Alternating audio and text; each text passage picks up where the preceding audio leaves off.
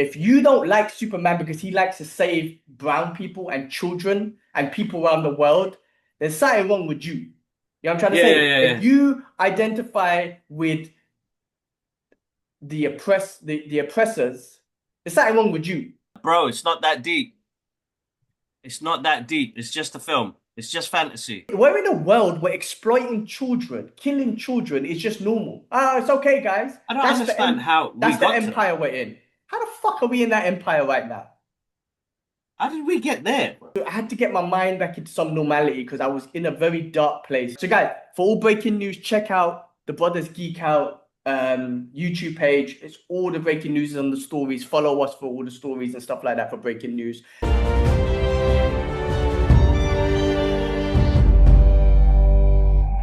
What's happening, people? Welcome back to the Brothers Geek Out Podcast. Us brothers are back for another episode. It's been a while, man. It's been a while. Shit's been going down with us brothers, and there's a lot of news to discuss. Before we get into it, this podcast is sponsored by Cherish Clicks. See the magic, be the magic. Check the description for more.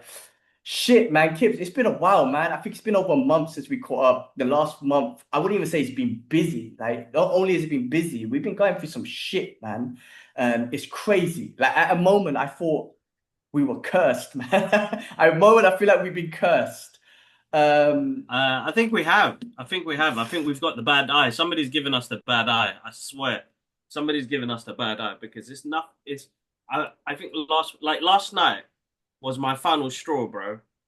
So I went to see an old friend. I haven't seen him in 20 years, bro. 20 years. who's And I that? said Who's that that? this year I'll make effort to see people, see friends, not just do all the stuff I love, but see people. Uh, but yesterday was the day of testament, bro. Allah pushed me to my limits, man. I'm actually surprised I got home safe. Like I was in one of those. It's fucked, bro. I'm sorry to start the podcast in that way, guys. Oh no, I got But a lot of fucking shit to hell, say has too. my So mentality has been fucked. And if it's not people, it's society, it's governmental. How can you escape from a reality that just keeps biting back in such a bad way that it doesn't affect it affects everything, your friends, your family, everything, man. It was fucked. Yesterday was a fucked up day, bro. We got ticket. That man. You let go of the money part. It's like you motherfucker, bro. You're like a shit to a fly, bro. 2 seconds dropping the kids off, you fucking drop a ticket. Like you motherfucker. Anyway, fuck it. That's happened anyway. Uh anyway. Parking yeah, attendants, I wow. know you're just doing your job, but like, there's like a 5 minute restriction. I got kids. Oh man. Anyway, that fucked up my day in the morning and then the rest of the day fucked up along the way. Trains being delayed and fucking post office not accepting my packages. It's like fucking hell, man. Like if everything wanted to be against me today, why today? But then there's other stuff that's bothering me, bro, man. Shit that's happening in the world. We got our own family issues going on at the moment now, and it's like some goodness, man. Some goodness, some goodness, some Mm. goodness. We need some goodness, which we did get some goodness. We did get some goodness, but then it's like, how do we spoke about this before where we said we will speak, we'll talk, we overwhelm ourselves with too much stuff. And I still overwhelming myself. Like I still can't seem to find the balance to say, you know what? No. Like last week, the week before that, it's been so busy. Like I've started to snap at people now. I've started to snap at people now, and it's like, oh, shit. That's why I just avoid saying anything in the groups because I'll Mm. say something silly or do something silly, and then I'll regret it later. And it's like, bro, it's not that deep. It's not that deep. It's just a film. It's just fantasy. Why am I Mm. arguing with you motherfuckers for? You guys are Who are you? lucky Are you you're talking about getting this Superman? content. Wait, Other are you people, beefing no, people? something else. It's Oh, okay, okay, another situation, another okay. situation. And it wasn't about the movie, but I'm just saying, like, in general, like people. Oh my God, people have really forgotten how to. It's hard to not detach because I think we're so. Like last night was like probably the first time. Usually I look at my phone before I go to bed and scroll for a little bit. Fed up, man. And I woke up having a nightmare and then couldn't go back to sleep again. And I was like, fuck, man, only 4 hours. So I'm on like 3-4 hours a night, which is probably destroying my mental health. Story of my Uh, life, bro. Don't even go there. Story yeah, of my like it's life. so hard to. And I felt it. Like my back was killing me yesterday, and my neck. Like I've got basically, I'm still waiting to do this, but I just keep rescheduling it because I don't even have the fucking time to go to the fucking hospital to do it, bro. But my neck's so stiff, like it's been stiff, bro. And I thought it was probably because of the pillow change. Probably slept awkward. And my lower back is even more fucked. And it's like I'm stretching and I'm doing all my yoga in the morning, but yeah, it's fucked at the moment, man. It's one of those weird ones right now where it's like life is just stumbled on top of me, and it's like putting all this pressure on me. This morning, so my dream, I remember my dream, and I don't know why. It had Dwayne The Rock Johnson, who, as you guys know, I just said his name, The Rock. I don't know why he was in my dream, bro. But we were chasing somebody, and we chased him into this little box. And then, because he's The Rock, he's blocking the way. I can't get out. I'm stuck in this fucking box, bro. And and then I fucking wake up. Bang, 6 o'clock. And I'm like, motherfucker. And I couldn't go back to sleep because I felt claustrophobic. So I was like, Rock, you motherfucking blocked away as shit. Got stuck in this box and shit. It's the rabbit hole, isn't it? It's the rabbit hole, bro. Fucking The Rock, man. Fucking The Rock blocked me and shit. I couldn't even fucking get out of the box. The way I woke up, bro, sweating and everything. Like, shit, the fuck? And like, you know, you look into dreams and you know what? That's like, you're boxing yourself in, right? There's the metaphor of like dreams, like, you know, you're boxing yourself in.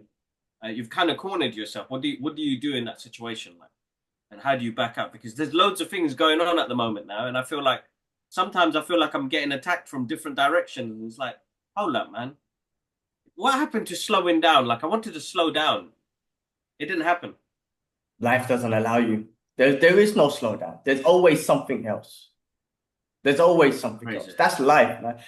Bro, we've been cursed. Yeah. Our family's been cursed. Like, listen, I won't talk about what's happened with the family stuff, but fuck, bro. Like, so you talking about neck pain? I've been in a brace. So what Yeah, I happened know, was I know, I know. 3 weeks ago, 4 weeks from now ago, man. I had a bad accident during jujitsu, and this is how crazy thing is. In that jujitsu session, it wasn't even that hard. We were just kind of flowing, but this is an accumulation of wrestling and jujitsu Yeah. and bad posture, which has deteriorated my discs. So my discs have naturally deteriorated by 50%. But my C4 to C7 popped out, right? They bulged out and they started pressing into my spinal column, which started making me not only being in crazy pain, but I started losing the feelings in my hands. And now to this day, I've got pins and needles sensations in my hands. So this happened 4 weeks ago, but it happened on a Saturday morning. Like first thing in the morning, I done my jiu-jitsu class, and this happened. I had to stop, and then the whole day I was in so much pain, right? And I tried to endure the fucking pain. I tried to endure it. By the end of the evening, I started losing feeling in my fingers, and I was like, "Fuck, Yeah. this is serious." So I'm gonna get into the fucking doctor scam in a second, right? So, all right. So then I called the doctors, blah, blah, blah. I went through that whole process, got an MRI done. Now they started talking about surgery and shit. And I don't want to go under the knife with that, man. Like the neurosurgeon, the doctor first mentioned surgery, the neurosurgeon talked about surgery. They're talking about cutting you open here, going through here, and changing the disc with these like titanium alloy coated type of things, right? Which will give you, full recovery Your from their posture, full perspective. recovery, yeah. Yeah, but I don't want to go under the knife. I really don't. So what happened was the doctor, like that first week, bro, I was in horrendous pain and I couldn't sleep. My arms would go cold and numb, and it was hard that whole week, man. I struggled so much. I had to take a week off. I didn't take off a week off work. I was just on and off work, very struggling with life at that time. There's a dark place at that time or whatnot. And then, the doctor put me on like a heavy steroid, which I just finished today, like yesterday. So I've come off that steroid cycle. So the good news right now is like the pain has stopped. There's no pain. During the day, there's no pain. While I'm awake, there's no pain. In the nighttime, sometimes there's pain if I have a shit night's sleep, like yesterday. When I'm rolling around, my neck starts paining. I wake up stiff because of the shit night's sleep. Yeah. Once I warm up, the pain's gone. With my fingers now, my hands, and the nerves. Now, the positive is, okay, I think I still got strength. I haven't tested it, but I've been able to pick up things. I had to pick up a ladder the other day. I'm like, okay, I got strength still. Yeah. I haven't lost strength. Things haven't got worse, but I still got pins and needles sensations in every single one of my fingers, especially the left hand or whatnot. So I'm gonna go see the doctor on Friday and see what what he thinks. Will it take more time and whatnot? So inshallah, I don't need to go under surgery, but hopefully, I just need more time. The doctor did say, listen, the nerves will take more time. So, I got to start like physio and stuff. He goes, listen, there's no physio for the neck really. It's all the upper back and stuff like that, the traps. But there are some exercises to kind of help the blood flow of the nerves, to kind of move the nerves. So I've been doing a bit of those and whatnot. So maybe that's got to be it. But then, my future with wrestling and jiu-jitsu, I don't know. I don't, because regardless, if I don't go under surgery, that means, listen, you got 50% deterioration in your discs, right?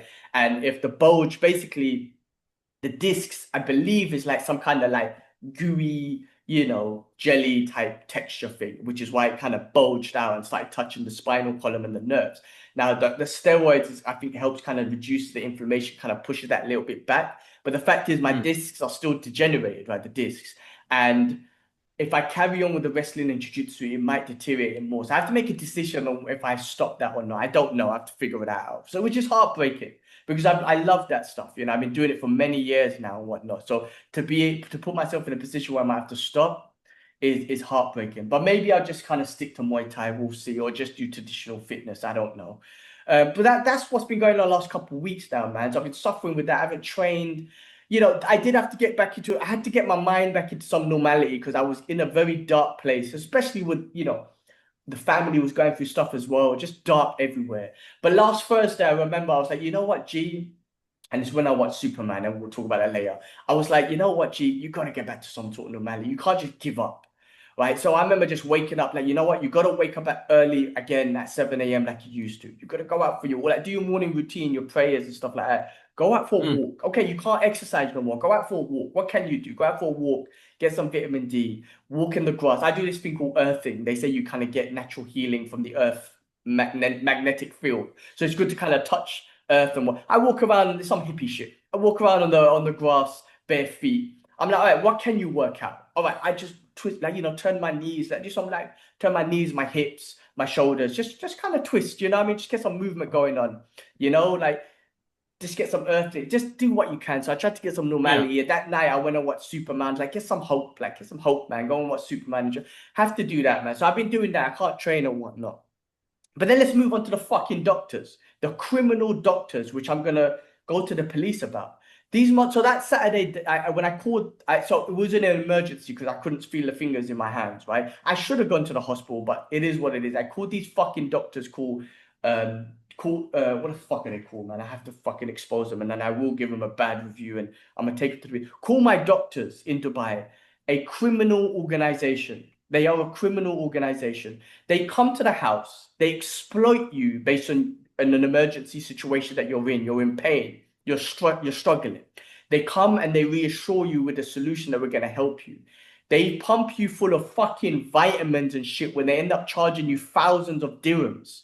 They should know what's covered by insurance, what's not. They know vitamins are not. These motherfuckers charge you thousands of dirhams for vitamin D, vitamin B, like thousands of dirhams, which is like 250 quid. I could buy a pot of quality vitamin B, 40 quid, 50 quid. They charge 250 quid. Not even, it could be cheaper. Fucking criminals, absolute criminals. And I've been going back and forth with them now. So basically, they're such criminals, they kind of rewrote some of the invoice for me. So I was able to claim back most of it, right?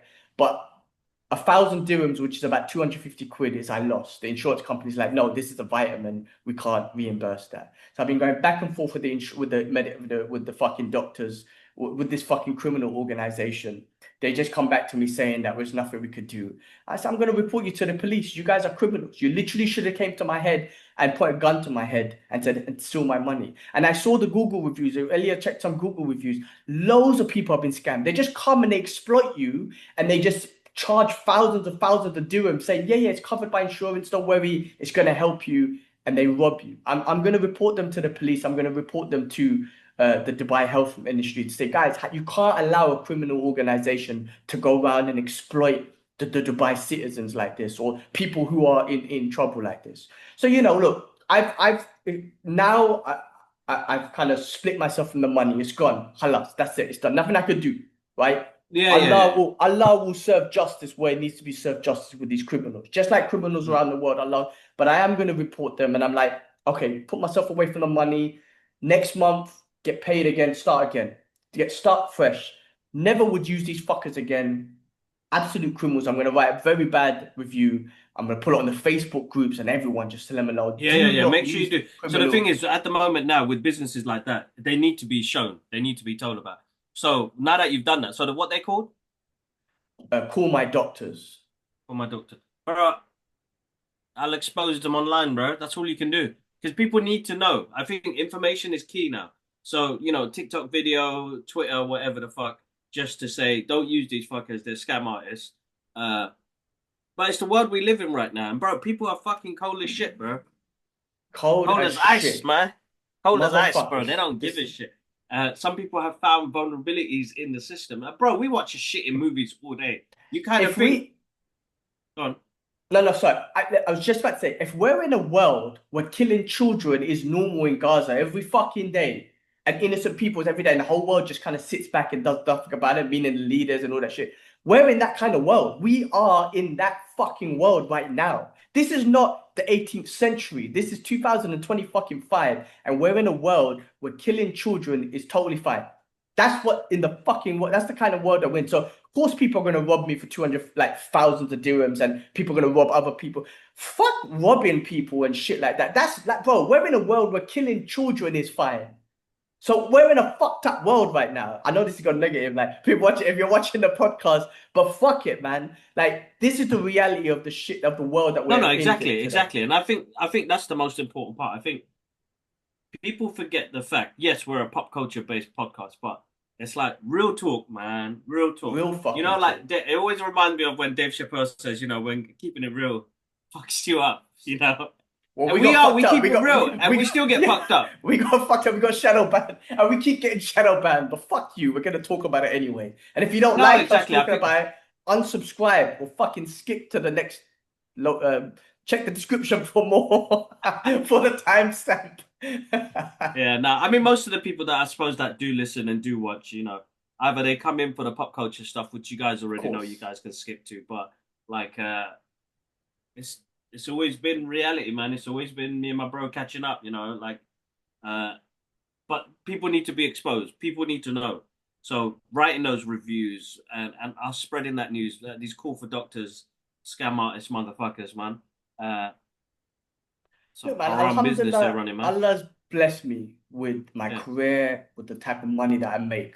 Allah's blessed me, man. 100%. We're kids from Tottenham. We talk about our podcast, and I'm a kid from Tottenham who, alhamdulillah, making a good amount of money, man, to live a good life. And I could pay for these sort of things, right? Even though I thought insurance was covering it. Don't get me wrong. If it was my own money, I know I wouldn't have think, but they scammed me anyway because they said the issue. But I'm in that position that I could pay for it. I could take the hit with emotions, but just get over it. And it won't put me in a position where I can't feed my family, I can't pay the bills. Alhamdulillah, I'm not in that position. But it doesn't matter because you can't go around scamming people. Like that's why these big organizations, that's why that fucking guy, Luigi, not him, I'm not calling him a fucking guy, but that Luigi dude shot that CEO of that health insurance company. Why? Because of this sort of shit. He probably went through some shit where the insurance company fucked him over or family member, and he's like, well, yeah, well, fuck you. And then he went and shot that CEO dude. Now, I'm not talking about killing anyone, guys. I'm not condoling that shit. But why do you think that happened? Why do you think that CEO got shot? You think this It's call my getting pushed to doctor? the edge, You think exactly, yeah. you think I don't? I'm not thinking about calling these call my doctor, say I need an emergency, and fucking come to my house and tying him up in a chair. Say, motherfucker, I got you now. Like, you think that shit don't run through my head? Like, I'm not a psycho, guys. I would never do that. But you think that doesn't run through my head? So could you imagine someone else who goes push through the limits and who doesn't have that sense of control? He's like, fuck that. I'm gonna make this reality. I'm gonna make this thought a reality. And people do that. That's why that Luigi dude probably shot that dude. And I'm going through something now myself. But okay, Allah bless me with a bit of money that I could just let it go. It hurts, of course, because that could be used towards other things or whatnot. But Yeah. thoughts go through your head, man. This is what fucks you up when society and we get robbed. You're trying to be good, and you get robbed by criminals in this world. But again, it's nothing compared to this is why I try to kind of put myself into reality. It's nothing compared to our brothers and sisters in Palestine and Sudan and Congo and all these places where they're being oppressed and they're fighting for food and shit like that. So I have to kind of check myself. Like, listen, my issues. I'm not saying people are not allowed to go exactly. through their That's issues. how I've always I'm seen allowed it. to, but I do have to when I have to reality check myself, to let things go and not fucking cry about it, which I have been, to be honest with you. Like, all right, think about your brothers and sisters, man. Just kind of you know what, let it go. And you know what, just do prayers for our brothers and sisters who are struggling and whatnot, and just let this go, man. But that's the reality of the world that we live in now, man. It's a fucking normal world where war criminals can go around and just act like everything's cool. Killing children is fine. Fucking Epstein files and all that sort of shit. It's cool not to release that. Oh, we don't have a list. Donald Trump, I don't even want to say his name, Mr. fucking Orange over there. It's like, why are you worried about him? Fucking, we're in a world where exploiting children, killing children is just normal. It's okay, guys. I don't understand how that's the empire we're in. How the fuck are we in that empire right now? How did we get there, bro? Because I always say this is like a bad sitcom, like reality sitcom, where we got this orange face, tomato, like orange, whatever the fuck he is, Jabba the Hutt, running. Like, people elected that motherfucker. He lied, man. He lied. Listen, the only thing I'll say, right, and I'm not defending it. He's an orange piece of shit, and I go with Dave Smith. Dave Smith's amazing, bro. Yeah. He voted for him, right? But it was all based on lies, and now he's saying, "Fuck that, dude. Impeach him." At least Dave Smith's type of guy. He's the type of guy to be like, "Fuck that. He lied to me. Impeach that motherfucker." Right? Because he went off an anti-war sort of thing and whatnot, and all this sort of stuff. Again, I don't know the policies and whatnot, but Dave Smith's like one of the real guys who comes out and say, "Fuck that. Donald Trump and his cabinet lied, so impeach that motherfucker," right? But not even that, he's controlled by that fucking Yahoo, the Zionists and whatnot. So they're controlled by them. Of course, you don't want to talk about the Epstein files because you're fucking on it. And you know what? Notice how everyone who are like, oh, forget about the Epstein files, are also the same Zionists who are like happy to support Israel killing children in Gaza. How evil are you where you just want to exploit and kill children? You want to sexually exploit them and you want to kill them. That's the type of people you are, you Zionist criminal. You're the worst criminals, evil people on the planet. In history right now, when it's written, Zionist regime is going to be written as the most evil people on the planet right now. I don't give a fuck, man. So I can't believe that we are in an era, bro. This is happening. You know, like, and I haven't been talking about it much because, like, I know how it consumes me and the rest of it. You know, and it still breaks my fucking heart, man. You know, they're starving over there at the moment now, and they're building concentration camps, and it's just happening, bro. Nobody wants to step in, and what the fucked up thing is, I've always said, it's too late. It's too late. You could have 250,000 people marching. Ain't shit gonna happen, bro. That's just proving the fact that they have so much power that 250,000, millions, bro, all around the world can march to stop this. Yet nothing, bro. Not even a blink, bros. Keir Starmer's still there, eating well, bro, talking his own shit, bros. You know, and then I feel like everybody's just forgotten. You know, we're coming up to 3 years almost, bro. It's 2.5 years. Past 2.5 years. Listen, 2.5 years. It's heartbreaking. It's 2.5 years. The people have spoken. Dead, bros. Yeah, no, listen, man. End of the day, faith in humanity, in people, is always there. Leadership, but that's why leadership are in leadership position, because they're fucking criminals. It's been like that from the test of time, bro. I know. They're all criminals, barbarians. There's nothing. And you know what? The West, democracy, fucking the civilization, the Western civilization, all of that's been shitted on, right? You can't tell me China's my enemy. You can't tell me Russia's my enemy, or Iran, or even North Korea. I don't believe none of that shit.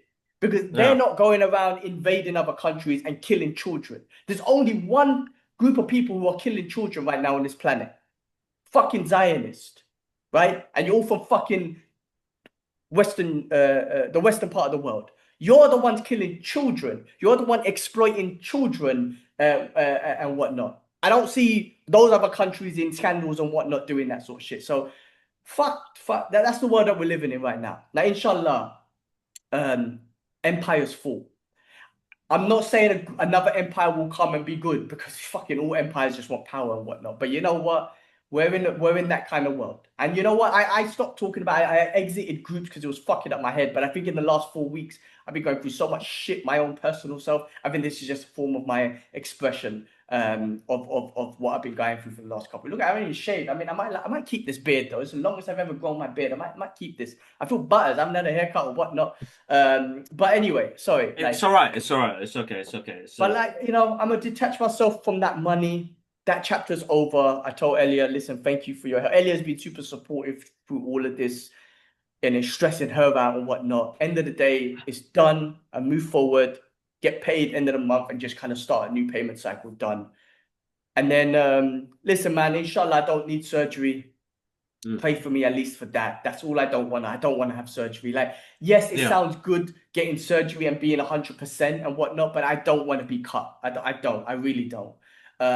You know, I'm 40 years old now. I think my issue is I always train like I felt like I was 20 or whatnot. I'm not. And it's time for me to like really think about how maybe I just do traditional exercise, just swimming and gym and stuff like that. You know, I do have a martial arts skill set. Like, it's not that I'll lose my martial arts skill set. Maybe I could do some drills with Elia or something like that. I don't know. I got to figure that out. But yeah, no, listen, man, that's been my story for the last couple of weeks. It's been tough, man. It's been tough, man, last couple of weeks. But anyway, look, we have to look on the plot. We have to move forward. End of the day, life, bro, life will never be easy, man. You always think you get through one chapter and you're like, cool. No, that's not cool. Something else happens. We have to move houses in a couple weeks. There's going to be stress there. I guarantee you, right? Right now, I could be like, cool, listen, I went for my injury. I just got robbed by these fucking criminal doctors. All right, 4 weeks, let's get on with things. You know what happens? I bet you in 4 to 6 weeks, I'm like, fuck, man, I'm trying to move houses, criminal bastards, this and that, stress. Same thing's gonna happen. Life does not. That's the purpose of life, stop bro. for nobody, right? I believe that. Listen, nothing in life is easy, right? And it's never going to be easy. And that's the whole point of the test. That's the whole point of keeping faith and being able to move forward and being able to kind of keep it legit as possible. I throw that in there because obviously nothing's ever legit. You know, being able to be like keeping your head straight and be like, cool, I'm going to support my family still. I'm still going to work hard. You know, life's always going to bring you down, man. As cheesy as this sounds, but one of the best quotes is nothing's going to hit hard as life. Rocky, man, he says it, man. Like, nothing is going, and it's so true. It's so true. So true. So true. There's no such thing as peaceful life, man. It's always going to be tough. It's about how we move forward, right? And giving up is not moving forward, man. Yes, we can cry about it. Yes, no. We can't. Yeah. Yes, we can do a 15-minute segment here, crying and swearing and saying fuck everyone. But we will move on to some geeky stuff, which will move us forward. Things. So, definitely. all right. Well, guys, anything else, bro? Anything else been going on in life? Before we get into the news and stuff. All right, guys. Let's get into the podcast, guys. Let's get into the news. There's been a lot of shit that's been going on, guys. I am going to get my sources this time from the Brothers Geekout Podcast channel on YouTube. Check out the shorts. There's always going to be the breaking news there with all the sources and stories of breaking news. And I'm actually going to read them off there. Again, all the news that we put on there, guys, it might not be first, but I would always verify it. And I'll make sure it's from legit sources like, you know, Variety or Hollywood or whatever. I make sure it's legit, right? So guys, for all breaking news, check out the Brothers Geek Out YouTube page. It's all the breaking news on the stories. Follow us for all the stories and stuff like that for breaking news. Let's go through a couple things, man. I have to start off with unfortunately sad news, man. In the last couple of weeks, we lost a few people, and I'll start off with rest in peace, Michael Madsen, who passed away a couple of weeks ago. He passed away. I believe at the age of, let me just pull it up here, guys. I'm sorry about this. Here we go. 1957 to 2005. Yeah. Oh, sorry. Let me just. Yeah, it's like 62. 62, yeah, I think 67, 67. Mm-hmm. So Hollywood icon Michael Madsen, best known for unforgettable roles in Reservoir Dogs, Kill Bill, Donnie Brasco, has died at 67. He was in Donnie Brasco, right? I believe so, right? Yeah, Sin Yeah. City. Yeah, since he was found unresponsive in his Malibu home a couple of weeks ago, pronounced dead from cardiac arrest.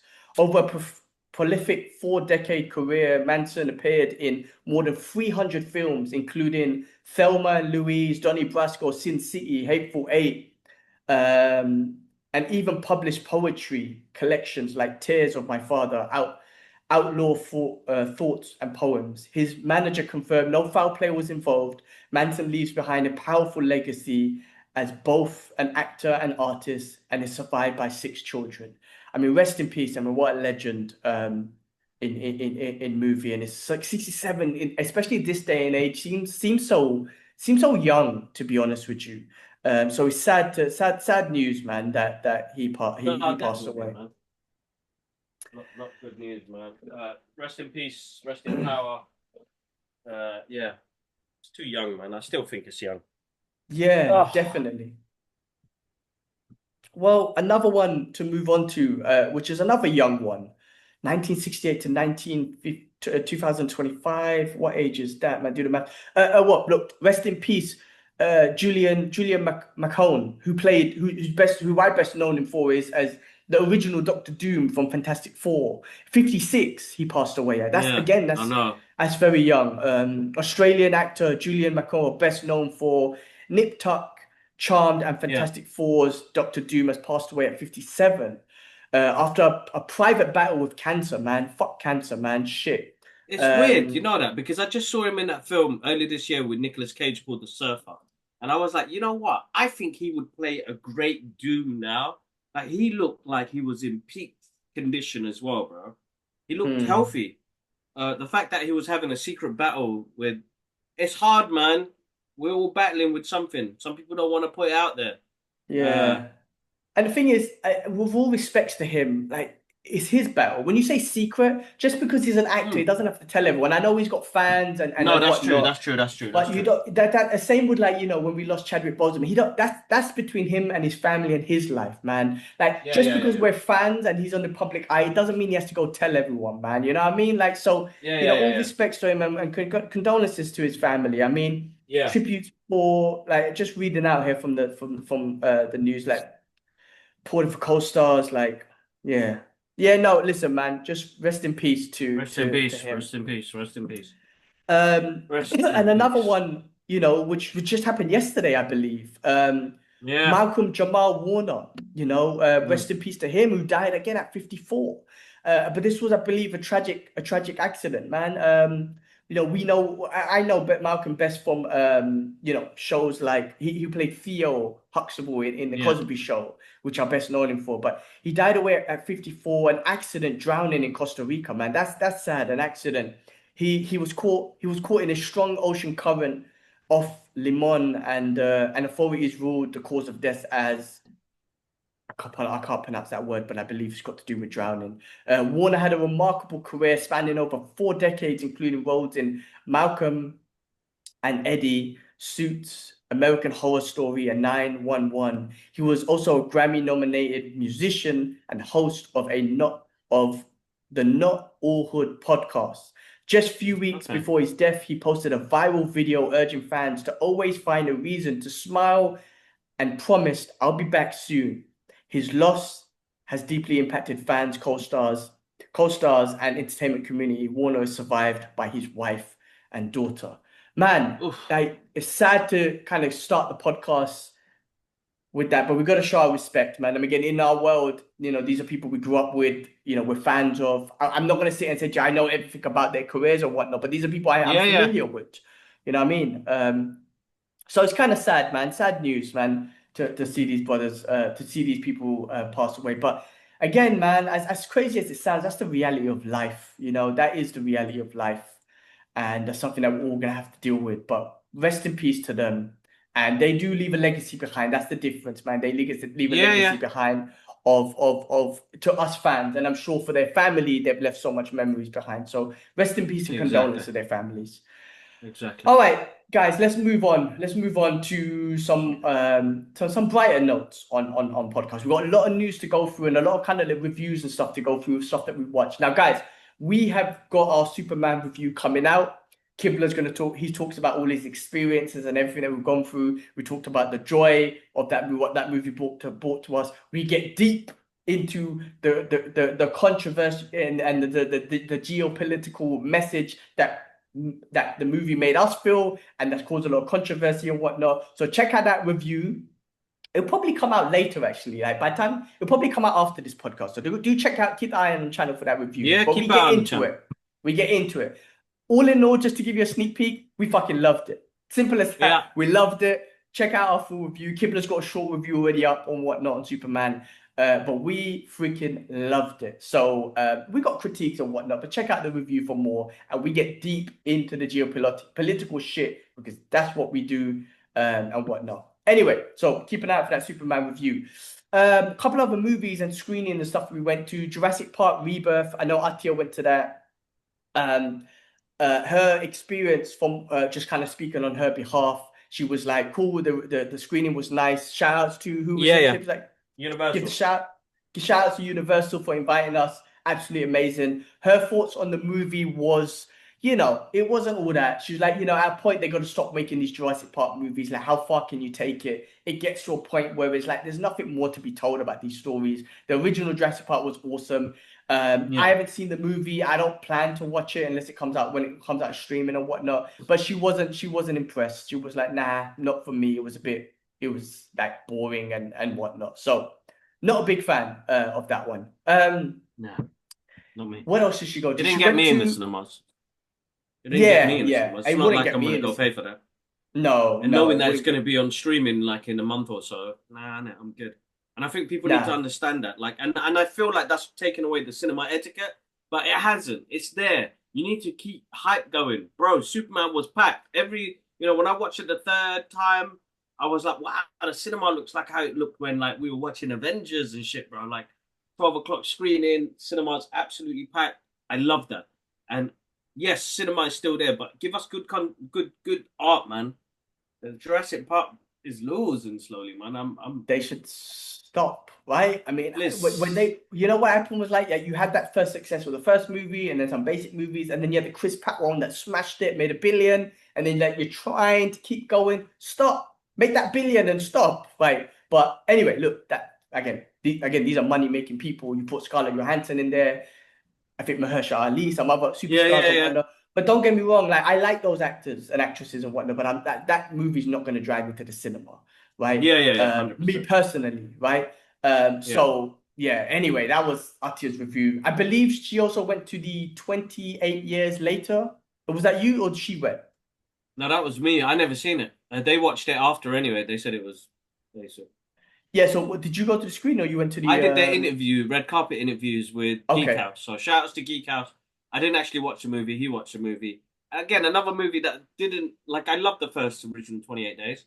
I personally think they should have just left it as that. But studios are on this franchise and world building at the moment now, which is just regurgitating... don't get me wrong, Danny Boyle's back on the project. They shot this movie on iPhones. I'm sure for moviegoers, it's a great experience, but it's not something that grabs my attention. I think, the zombie stuff never has really caught my attention. Like, I never watched Walking Dead, and if I catch something, I'll watch it. But other than that, like, it's not like, oh, I really want to watch this. Like, it doesn't capture me. So as an audience guy, it's not a movie that I would actually go see. Yeah, well, Atia's into the horror movies. Ash is all into the zombie stuff. So I watched 28 Days and 28 Weeks the other day. 28 Weeks is awesome. Both of them are good. 28 Weeks is really, really good. There's this intense, because the music, the soundtrack's so good and it suits that movie. That movie's so intense. Seriously, so good. And I didn't realize 28 Weeks later. 28 Weeks, yeah. And it has with Jeremy Renner, Idris Elba, all these guys in it. It's brilliant, that one. Yeah. So I watched it because I'm preparing myself to watch 28 when it comes out streaming. But both Ash and Atia came out and said it was weak. Like Ash said, man, the Yeah. story was just weak, man. I wasn't feeling it at all. And Atia said the same. And I was like, that's interesting. Like, how does it get weak? Because like I'm not like, for me, I'm like, is it as intense as 28 weeks? Because 28 weeks was fucking intense. Even 28 days, like the way it was shot, and it was scary. But 28 weeks, like I said, the music and everything was so intensified in that movie. So I was like, they didn't have that. They were just like, it was just weak. It just didn't bring anything. Like, I don't know, that was their review. I'm gonna watch it when it comes out on streaming. But again, another one where you like after 28, however, 28 years later, whatever, you're like, I don't think it was 28 years later. But anyway, it's just like no one, you know, it was just it wasn't good. That's what their thoughts were. It's difficult, bro, man. And we as an audience now, I feel like we're more harder to please than we were before. Like, listen, Superman, you know, and here's me being honest, is not a perfect movie. There's flaws, there is issues, there's plot issues, blah blah blah blah, all the rest of it. But shit, man, I came out of that cinema hyped and excited and full of hope, and like it's the feeling it's gonna give to you, right? And I feel like cinema is very hard to please audiences now. We're so opinionated and we're so, you know, detail orientated now that it's hard to enjoy anything, bro. Like even as a creator, you know, the backlash you get from something you like. I mean, the James Gunn stuff that we've been putting up. And listen, man, we're lucky we get some of that exclusive stuff, and you know, I'm able to share that with you guys because you guys get to enjoy that. But fucking hell, bro, it's not that deep, man. Shit, it's not that deep. You either like it or you don't like it. Man, you don't have to. Somebody gave me a fucking 28-page paragraph fucking letter on Facebook, and I said I'm not gonna read that. About what? Sorry. Superman. Yeah. But ignore that shit. Ignore that. No, I know, but it's funny, bro, that people put more time in hate than it's so weird. Actually, yeah, like positivity, like. Bro, like there's something good that's come out of this, which I haven't seen in a while, which has caused this like chain reaction of positivity, positive posts, parents, all the good stuff, bro. Bro, you're gonna write me a 28-page letter about you hating it. Oh shit, bro, that's a lot of energy to waste, bro. Yeah, and the point is, because I wrote down I'm not gonna read it, the woman called me woke. It's such a dumb. You know what? Crazy. I'm just gonna say something. We say this on the Superman review. I'm just gonna say something, man. Like about this woke shit. Like you know what? Straight up, if you don't like Superman because he likes to save brown people and children and people around the world, there's something wrong with you. You know what I'm trying to say? Yeah. If you identify with the oppressors, there's something wrong with you. You know what I mean? Like we started the podcast, this whole Superman thing, and I don't want to get into the Superman thing here because we get it into in our review. But I'm just saying it straight. If you're upset with Superman saving people in the world, there's something wrong with you. And you know what? Just don't watch it. What the fuck's wrong with you people? I don't really understand. Don't watch it. They're not watching it, bro. They're just going off what they've seen. And I've noticed what people are doing at the moment now is like they're trying to boycott it, mate. It's too late, bro. They're making 400 mil already. How are you boycotting a movie that is aimed for kids to come out of their reality, to teach them some goodness, to, you know, understand right and wrong, to understand the battle of being a human being, let alone anything else. Bro, when he did that speech, he wasn't talking about just him. He's talking about all of us and the daily struggles that we go through. So I don't understand because I don't think I know where some people's mentalities are. And I'll be honest, like, I don't want to jump on nobody. Like, but I just want to say this name because I think he's a dick and I would fuck him up, bro. I don't know. Ben Shapiro, man. Fuck you, man. Oh, fuck that idiot. Fuck him, man. He's that piece fuck of you, shit. Ben Shapiro, bro. You're a piece of shit. I said in the video that I would love you. Like, I don't call out people, but I said to him, like, listen, man, if there's one person I'm going to call out, I'm going to call out Ben Shapiro. Only because he's a total dickhead. Oh, he's a Zionist piece of shit. Bro, I will let you punch me as hard as you want, twice. And then I'm gonna fuck him up. But that's what I'm saying in general. Like, he's a little piece of shit. I don't know where your mentality is for you to put that much energy into hate, bro. Oh no, listen, bro. He's a Zionist. He's a Zionist propagandist, bro. He supports the killing of children. Let me say something to you, man. If you're a normal person and you wanna watch Superman, and you hated it because Superman helped children. You saw yourselves as the bad guys, which were the oppressors, which were the in the case of the movie where everyone's kind of seeing it, the Israelis, right? The Empire force who's looking to a bunch of indigenous people on their land and steal their land and whatnot. You identify with them and you're like, oh, that's me. Like they're saying I'm the bad guy. Boycott this movie. If you can see that, if you're identifying with that, that's how you know you're a Zionist piece of shit. That you're evil Zionist piece of shit that supports the killing of innocent children, which is happening in real life. If you watch that movie and came out of it and be like, oh, okay, cool. Like I don't identify with none of that and whatnot, then you're okay. But if you've come out and said, oh, let's boycott it because they're trying to say I'm the bad guy. If you see yourself as the bad guy for the first time in a movie, that's how you know you identify with the death of killing children in real life. You know what I mean? You're gonna crazy. All right, man, we went into it. Check the guys. Check anyway, we'll move on. Yeah. Listen, it's not that deep, guys. It's fantasy. Continue, bro. Let's go. Superman was wicked. Loved it. Superman was awesome. We'll check the review. F1 screening review. You went to watch it. You guys went to watch it with the boys. How was that? No, yeah. So I didn't watch a screening. Athi went to watch a screening. She really enjoyed it. She said, the soundtrack and the visuals were sick, bro. 100%.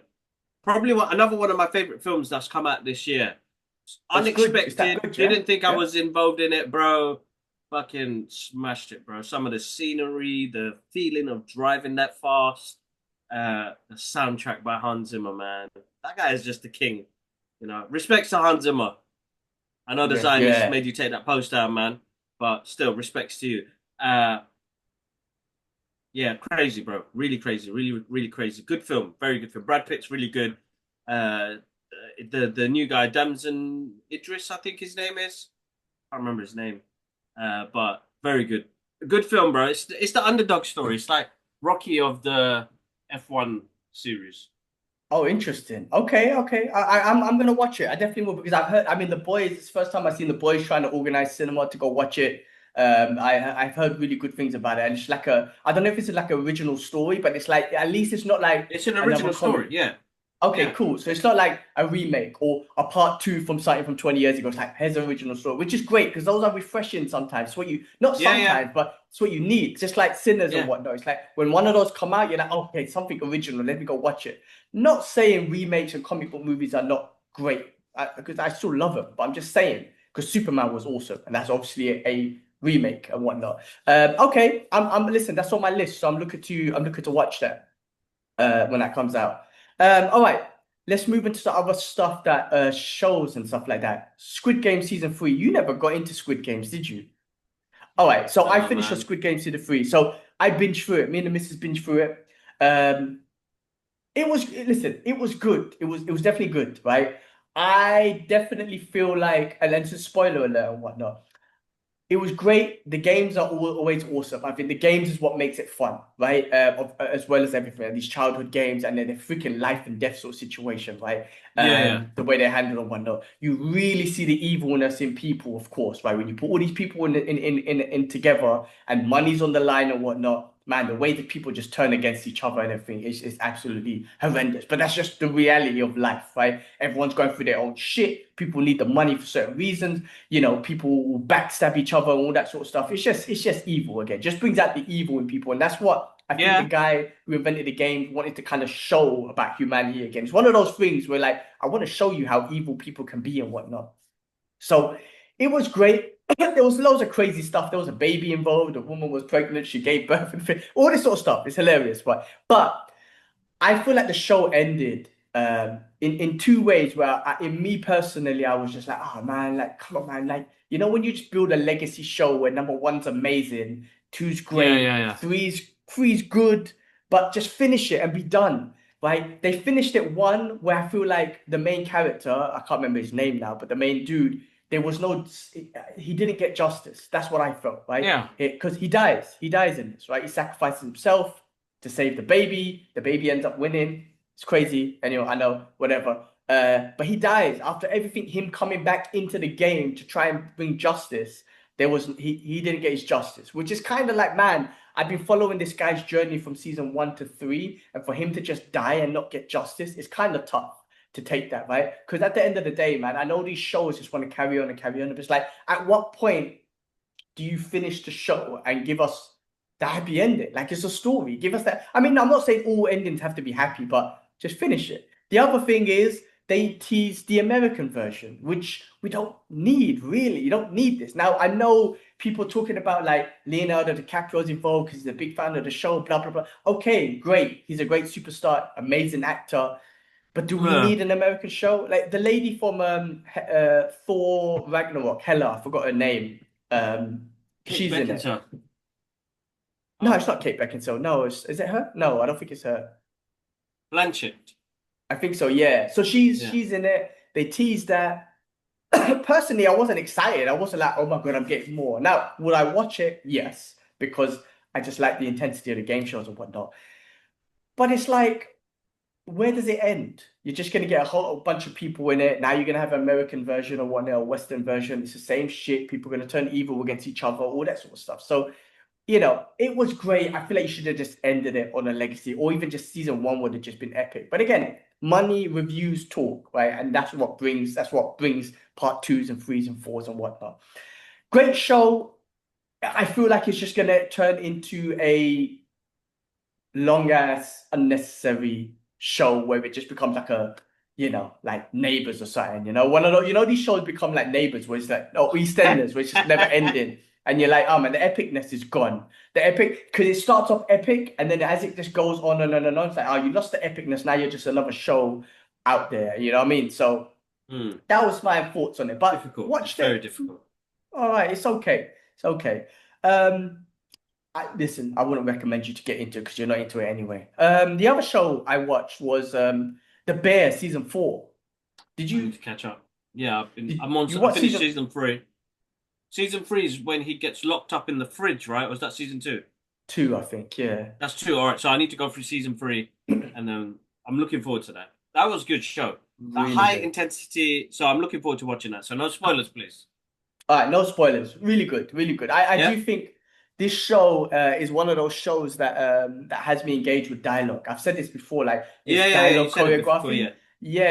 Look, now I won't say that until you watch it, but yeah, it was good. This is a consistent show, and I think it's consistent because of again dialogue, and they really kind of find it like I'm really getting to know these characters in so many different ways. Right, not just the intensities of being a chef, right, and being in the kitchen, all this sort of stuff. Their life as well, isn't it? Their life, and at the end of this, at the end of everything, you just want them to win. You want the bear to win. You want the West to win. Yeah, you want them to win. So that's where you are, like with this show and whatnot. And I really like the way they kind of like filmed it and just kind of shows these step by steps of trying to be successful and failing and trying to pick yourself up and apologizing and flipping and going crazy and. Again, I'm sorry, let's start again. Like, all of that sort of stuff. It's really fucking, really good. Like, I really enjoyed the show, The Bear. So when you watch it, maybe we could give a more in-depth review. No, we'll do. Definitely. All right. Another one that caused a lot of controversy out there. Ironheart. You didn't finish it, did you? Should I just do a review about it and spoil it? You've probably seen spoilers and shit, right? No. You haven't? Really? No, I've been actually really good, bro, staying off social media. And my algorithm has changed. So it's not just like, before it'd be full of like Marvel and DC stuff. But I stopped following a lot of big accounts, bro. Sorry, Marvel. Sorry, DC. Sorry, Warner Brothers. I've just stopped following all your stuff now at the moment because fucking hell, talk about spoilers. You guys are spoiling the shit out of your own films as well, man. So like, I don't want to get spoilers no more. So Disney, Marvel, Warner Brothers, Paramount, everybody. Like, I'll share the stuff if it comes up on my timeline, but I'm not following you guys no more, man. You guys spoil the shit out of everything, man. You're spoiling your own. You're putting clips of your own spoilers up on the fucking page. Well, they might, man. And then toy companies, bro. Well, the truth is, I feel like if anyone should spoil it, it should be them because everyone spoils it anyway. Right, you got all these other big sites, which is fine. I can totally understand that, which is fine because Superman, shit, man. I'm so glad I watched it, bro. Because which is great to see the positivity, but fucking everybody spoiling everything, Oh, the fight scenes and shit. I I was managed to like, nah. skip See, all that's of why I that. avoid watching trailers and shit. So my Same with timeline's Fantastic. changed.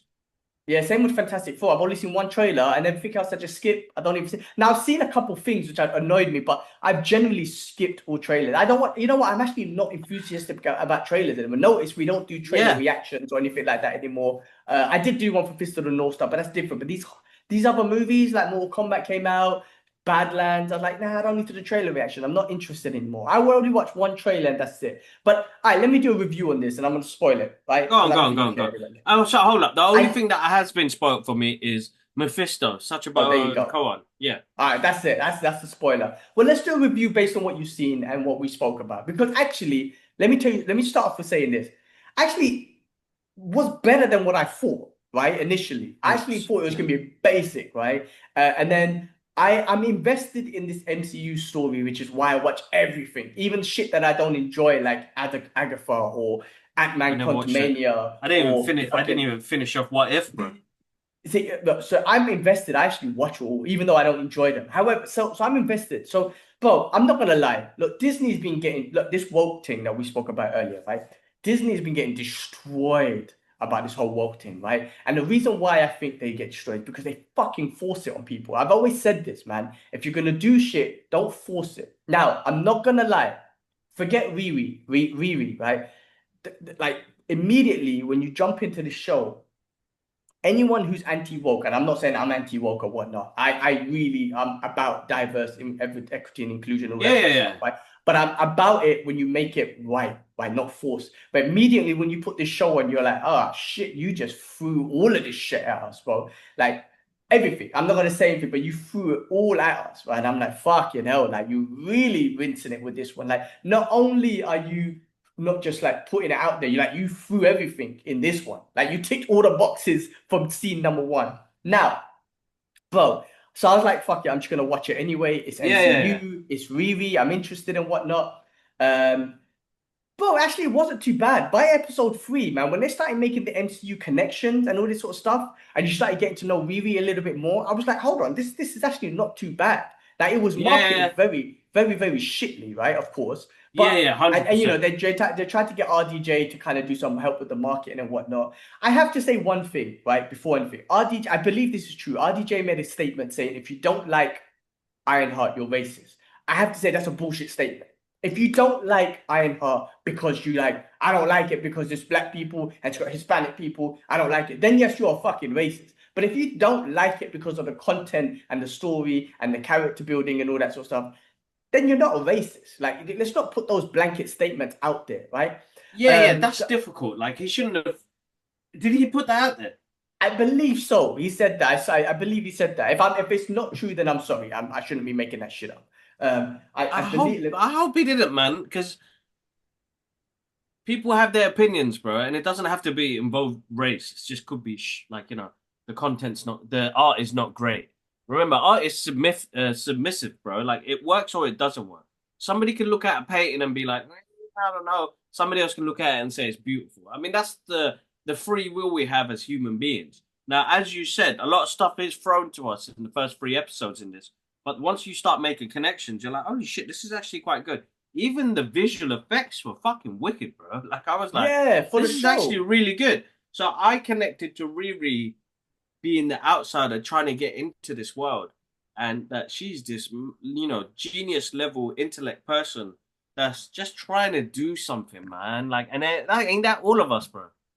We're trying to do something, bro. Something good, something that's meaningful as well. Uh, but people take that out of context because people don't want to give people chances, man. We live in a sick society where it's all about winning by yourself, right? And if you're not Mm, winning, fuck everybody else who's not winning, man, or fuck everybody else trying. Uh, we got this bad shit negativeness to each other, which is full of shit, I think. But it's because of the way that we society has pushed us up. Society and the way it is, it's fucked, bro. Yeah. I mean, this goes into a deeper conversation. Nobody wants to see nobody winning, man. There's always gatekeepers and everything else like that.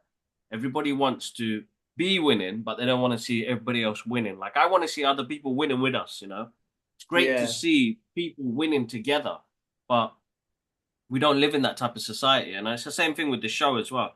I found really good things about it. I've got up to episode 3. I need to continue it. I think the cast Yeah, were fine. There were certain things that I maybe not enjoyed, but I was like, overall, it was entertaining. yeah, listen. If I tried to fact check it, I might have been wrong. Yeah, I might be. It might. I might have got caught by the internet's bullshit. But just listen. If he did say that, I think I don't agree with it. If he didn't say it, I apologize. But if anyone yeah, yeah, thinks that, though, if anyone does think that, that's a bullshit statement. I have to say. But no, but the yeah, yeah, same. yeah. By episode 3, the connection with again, should bring up Tony Stark, MIT connection. All of that sort of stuff was awesome. I really enjoyed it. But thinking who's the villain in Iron Man 1? What's his name? His son was in it. Obadiah Stane, Obadiah yes, Stane. That was yeah. pretty cool. I don't think the character was great at the end. I think they sorry, shit, I'm not spoiling it. By the end of it, you're like, whatever. But Red Hood was awesome. That brother that plays it, forgot his name, forgive me. He was awesome. Anthony something, yeah. I'm very much more interested. I think one of my thoughts is like I wish I had more action scenes with him. He's like has like infinity bullets in his guns and whatnot. I would love to see some more gun cut with him. That would have been awesome. So I'm interested with him. But with Riri, I'm actually I thought it was pretty cool. Like they expressed her intelligence. I thought she was awesome. I do think what do you call it? Her backstory, the PTSD that she's going through with her reason to build a suit, like she kept on saying, like, I have my reasons to build a suit, I have my reason. And then she obviously said it just to protect people. And I was kind of like what Tony Stark said, like, I had my, to protect people. The only thing I would have to say, which I didn't really like, and I don't think that hit hard, was one, I didn't like the way she kept on talking bad mouth about Tony Stark. Oh, he's a billionaire, I blah blah blah. If I had that much kind of money, I'll do everything. I'm like, oh well, hold on a second. Like, hold on. First of all, yes, he was a billionaire and stuff like that. Secondly, Tony Stark's arc started with yes, selling arms illegally, well, not illegally, but selling arms to making money out of it. Then he was trapped. He went through that situation. He built Mark One in a cave, right, with scraps, as Obadiah said, right. So, but he did build Mark One with that. So really, like, chill out for a second. Stop saying he's just a billionaire and whatnot. Yes, he has that resources. Two. You got some friendships with the Wakandans, man. They're trillionaires. Like, you didn't even try to phone them and say, hey, look, I want to try and save the city, and you guys helped me, and I helped you last time. Can you? They got trillions, right? And the Wakandans are obviously, we saw it after we saw in Black Panther the first one, they've obviously come to kind of open their resources and whatnot. Why didn't you reach out to them? Instead, what I didn't like is you went down a criminal path. Like, I don't, like, you're supposed to, I get it. Like, listen, you're going through your character arc and whatnot.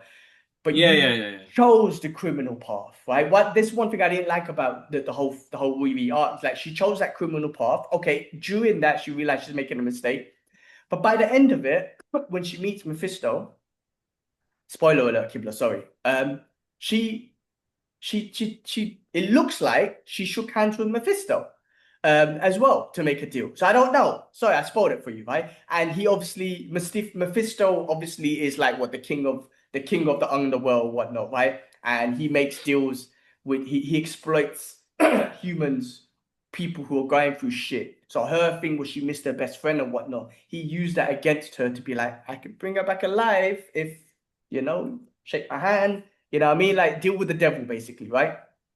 Yeah. So I know I spoiled it for you. I don't know if you're even gonna watch it, but it's worth watching. But I was like, oh man, like, come on, man, like you Riri's just going that all you done with Riri is you made her a criminal, and then she made a deal with the devil. Like, where's the hero art? There was the hero art that kind of, and she's gonna possibly be the next Iron Man and all this sort of shit. Like, I just didn't like that it just kept going down that criminal path. And then you got the nerve to keep saying, oh, he's a billionaire and he could do it. You had the Wakandans, man. Like, they're your friends. They're your friend. They came to you in Wakanda forever. You can go to them and say, can you just give me like $1 billion? Because that's nothing. I don't know what what they were trying to do in the story arc. Yeah. So it's interesting honestly, that they did that. I have to, just before I pass it over, but I have to say though, like, I actually felt like I actually felt like they should never have put her in Wakanda forever, at all. because I feel like in that, after I watched that, I wasn't even interested in her at all. But after watching this, I was a lot more interested in her character. And I am Yeah. actually looking forward to seeing more of her in the future, wherever she fits in. But I felt like she should never put in her in Wakanda forever. It should have started off with this. But I do think like with this character arc, it's like, what are you doing with her? Why are you criminalizing her too much and whatnot? That's my thought. All right. Interesting. I'll have to see it, Oh, bro, and kind of go from there. Yeah. overall, though, it was not bad. It was not bad. I actually was genuinely like, yeah, actually, it wasn't It was hard to decent. listen. I enjoyed it more than Agatha. I enjoyed it more than She-Hulk. I enjoyed it more than Ant-Man Quantumania. Like it wasn't, you know what I mean? Like Yeah, it yeah, yeah, wasn't yeah. bad enough for me to be like, what the fuck? The only thing I didn't like is I think I don't like her bulky suit. Make it sleek Hmm. like the comics, man. Like Iron Man got sleeker. Like okay, maybe this is her Mark One, but it's like, come on, let's like her final version. Like, let's make it more sleek. Let's make it look like the comics a little Yeah, bit yeah, yeah. more. The color coding, I don't mind it, but it's too bulky. She looks like a Power Ranger. I was like, that bulkiness doesn't look good. Let's hopefully evolve it in the future. Maybe that will happen. But and I hope we get more of Red Hood. I do think he was an interesting character, and Character. I do want to see more of him. Yeah, and we'll see what the hell happens with Mephisto. All these years with Mephisto and blah blah blah. Like, all right, it's They brought him his into hair this, now. which is strange. I thought they would have brought him in Agatha or something. Interesting. I mean, look, they brought in magical stuff with this. They talked a lot about Doctor Strange and Dormammu and all that sort of stuff, and then it ended up being Mephisto and everything like that. Cool. Again, these little things were awesome. Like you couldn't when you make these connections, they're kind of fun, right? And this is what makes the MCU fun sometimes when you just kind of have these connections. I got critiques and whatnot. I'm like, listen, like, because there was like a wizard in here as well. And I'm like, listen, you're just a little child, man. Why the fuck do you not call Wong or Doctor Strange and say, hey, some shit's going on. Can you come and help?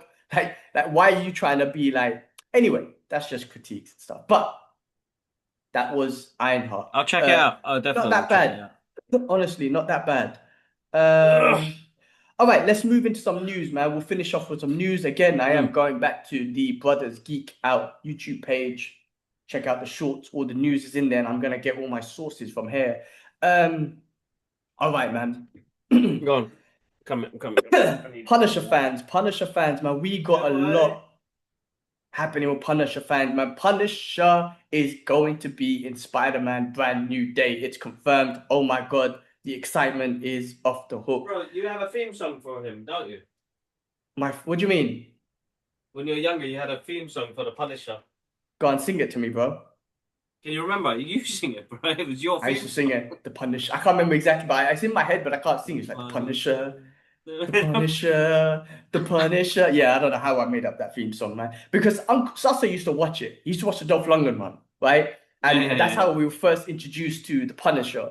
Punisher, But yeah, yeah. that was my theme song. But listen, as a Punisher fan, bro, do you know how excited I am? Do you know how much content we got with Punisher coming out? We got his show coming out. We got him in Born Again Season 2. We got him in Spider-Man. We got his comic coming back, Red Band comic. Frank's coming back in the comics by at the end of this year. Like next year, Yeah. well, this year and next year, we got so much cool Punisher stuff. I can't wait, man. So, John Bethel is set to replace his role as Frank Castle as the Punisher in Spider-Man: Brand New Day, marketing the character's big screen debut alongside Tom Holland. Oh my God, it's gonna be awesome. Directed by Dustin Daniel Critton. The film begins production. I think it's already started production, and apparently as well, like they were saying, this is more of a street level sort of Spider-Man movie. Yeah, I heard that So as well. it's Yeah. gonna be, bro. As a Punisher fan, we got so much going on. It's so exciting. And also like what do you call it? What the hell was I thinking? God damn it, I had something in my head and I've gone blank.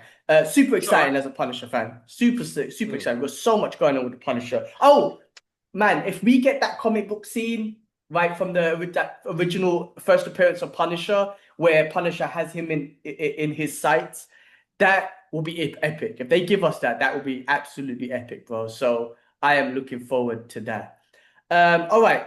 The next thing is Spider-Man 94 cartoon animated series is announced to be a comic, man. So the original Spider-Man comic, cartoon, that animated series, they're going to bring out a comic to finish off that story or to carry on that story. So Okay. Marvel bringing back Spider-Man, the animated series, not as a show, but as a comic form. Spider-Man 94 is a 4 issues limited series launching on September 3rd, 2025, written by 90s TAS veteran J.M.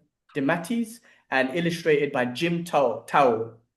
It picks up right after where the cartoon left off. Peter and MJ reunite after the multiverse adventure and introduces classic villains Morlun and Kane into the animation-based universe. Treat it as a next season of the animated series. That's pretty cool. I think that's pretty cool. They bring it back as a comic book. Definitely looking forward to that. Definitely looking forward to that. Yeah, I'm gonna subscribe to that. I will grab those. Definitely, man. All right, sticking on the Spider-Man news, guys. Spider-Man original Sam Raimi trilogy is back in theaters September 26th to, I think, a couple of days, basically, for September 26th. They're bringing it back. Spider-Man 2 is going to be the extended edition. They're coming back in 4K. I want to see that, bro. Spider-Man 2 is one of the best comic book movies out there, right? Yes, 100%. So, guys, if you missed watching that in the cinema, I don't know if it's going to be like worldwide or whatnot, but it's definitely coming back to cinema. So do check your local listings. If it is, I'll check my local cinema. Definitely. All right, what's the next thing out here, man? Check it out. All right, this one's a cool one. Kevin Smith is making an epic return to comics, writing the brand new Daredevil and Green Arrow crossover story. That is backed up by this recent Marvel and DC collaboration that they're doing after so many years. Yep. I heard Kevin Smith talk about it a little bit. I think it's going to be a little short edition in the Batman and Deadpool comic book. So it's not going to be like a full-on series. It's going to be like a short story that's going to be in that comic book. But it's written by Kevin Smith, who is, I think these characters are near and dear to his heart, Daredevil and Green Arrow. So for him to put that together is absolutely awesome. So the Batman and Daredevil comic is set to hit shelves September 17th, 2025. So this will be in there. Teaming up with artists, Kevin Smith, I believe, is teaming up with artist Adam Kubert. Yes. Adam Kubert. Smith reunites 2 street-level icons that he knows intimately, having previously penned memorable runs on both characters. Don't miss this event. So that's a pretty cool comic to pick up, and you're going to get Batman and Deadpool, and then you're going to get Kevin Smith, Daredevil, and Green Arrow. So that's going to be freaking awesome. Looking forward to that. All right, bro. What is your thoughts on Jake Schreier, the director of Thunderbolts, directing the MCU's X-Men? Sorry, I can't say his name, man. Obviously, I can't say names and shit. Is it no Mark? Oh, wasn't it Jake? Out of my head. Jake something, yeah. Listen, bro, I'm interested to see what he does. Until he does it, we won't know. The problem is, like, these are legacy characters as well. Like, introducing new characters that have been in the MCU for a little while, but 2.5-hour movie with the X-Men, it's gonna be, I don't know, it's gonna be a tough one. But I'm excited to see it, man. I mean, we're waiting for it, man. We've been waiting for the X-Men to join the MCU for ages. So good stories. Let's see how it goes. Yeah. Also, I heard like obviously all the X-Men are coming back for Avengers Doomsday. We've already seen some back in Deadpool, Wolverine, all that sort of stuff. After the Avengers Doomsday and Secret Wars is what's going to reset the whole timeline. I think they're going to recast all the X-Men stuff. So we'll wait and see. And listen, I think he done a great job with Thunderbolts. Obviously, Thunderbolts, we all knew all those characters, so there was already a relationship there. I still think you start introducing the X-Men in TV shows or cameos here and there. 100%. If there's anyone, I mean, maybe you could do a good job. Like James Gunn comes to mind when it comes to, we spoke about this, like just being able to give characters good screen time and impactful screen time where they're lovable and likable immediately. But anyway, look, I'm pretty sure he'll do a good job with the X-Men. So yeah, we'll see what happens with that. Oh shit, what did I do? Delete side. Okay, cool. Let's move on to some DC stuff, man. Clayface movie. Tom Rhys Harris cast as DCU's horror thriller Clayface, which should release in September 2026. DC Studios has officially cast Tom Rhys Harris He's in suspicion, The Gentleman, as Clayface in the upcoming live-action horror thriller, directed by James Watkins, Speak No Evil, and written by Mike Falangang. The film tells a tragic tale of the B-movie actor who injects himself with a strange substance and transforms him into the creature made of clay.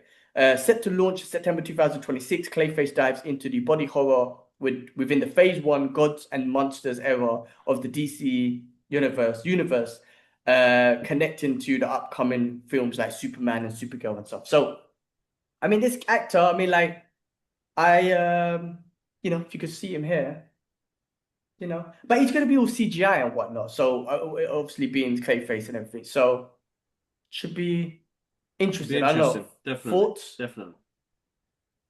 Until it comes out, bro. Same thing, man. I'm not going to watch no trailers or nothing. I'm going to go in fresh, man. I want to go in like as we did as kids, bro. No trailers, like we'll see the posters, but like I'm sure it'd be great as long as it's written well. And as James has been doing, bro, he's vetting everything at the moment. So let's see how it goes, man. Definitely. Yeah, definitely should be cool. Should be cool. And I know James is guidance. I think it's gonna be awesome.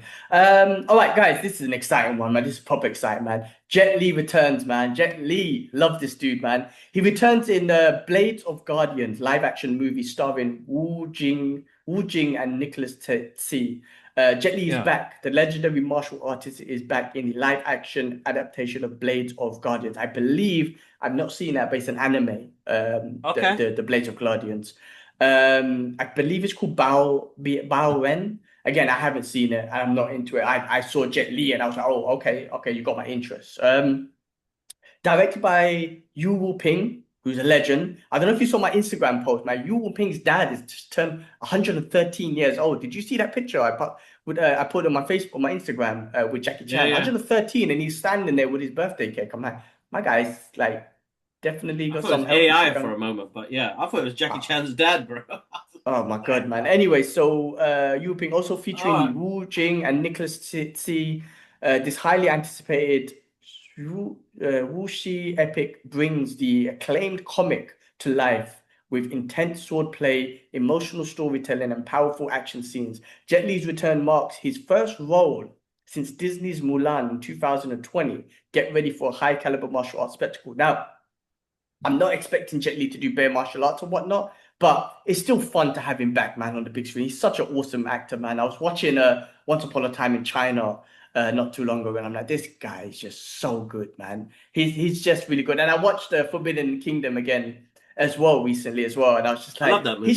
he's too good, man. Jet Li's just so awesome. He's a good actor. He's a good martial artist. What did I watch? Romeo Must Die. Actually, I was going to speak about that recently. Romeo Must Die. I love that. Guns don't kill people. People kill people. Yeah, good film. Great martial artist. I miss his. I loved his movies that he came out with. Remember the one? I love that, man. Oh, brilliant. You are my bitch. I love that movie, man. He's awesome, bro. He still has this really beautiful flow in his martial arts, man. He just flows so well. He flows like water, man. Like, honestly, I think he's one of those key martial artists that I adore watching when he's fighting because he has so much fluidness in him. Like, yeah, really good. I'm excited to see that, bro. I'm excited to see it. Definitely. Michael Jai White spoke about his martial arts, and Michael Jai White was kind of saying like he's like in the Olympics, the gymnast that could do everything. Like he's like that as a martial artist. He knows so many different forms of Chinese martial arts, and he's just fluent in all of them. He's a master in all of them. And you're right. He moves his body like like a dancer, bro. It just flows. It's yeah. He just flows really well, bro. And then when you watch, the flow is insane. Yeah, and then when you watch something like Danny the Dog or something, you're like, holy shit, like Unleashed, you're like, oh my god, this guy's he can show that brutality in the martial arts too. He was that good. And as an actor, I remember watching what's that last movie he made? The last Chinese epic movie. I forgot what it's called, but it got me emotional, man. or what's it called, man? Damn, why have I gone blank, man? He plays I've gone really I blank. remember just yeah, it's Yeah. gone. I It can't was this. find I it right now. remember at the time he was saying that that's the last like sort of Chinese sort of movie that he's made, like Chinese kind of history film he's gonna make. Yeah, yeah, yeah. Warrior or something. Nah. Anyway, I've gone blank. He was a No, great my actor internet's anyway. running shit anyway, so I can't seem to find it. All right, well let's move on. Keeping on the kung fu stuff, man, the martial arts stuff. So check this out.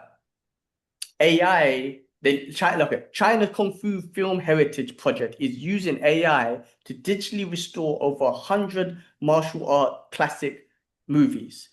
Films like The Big Boss, Fist of Fury, Drunken Master, Once Upon a Time in China.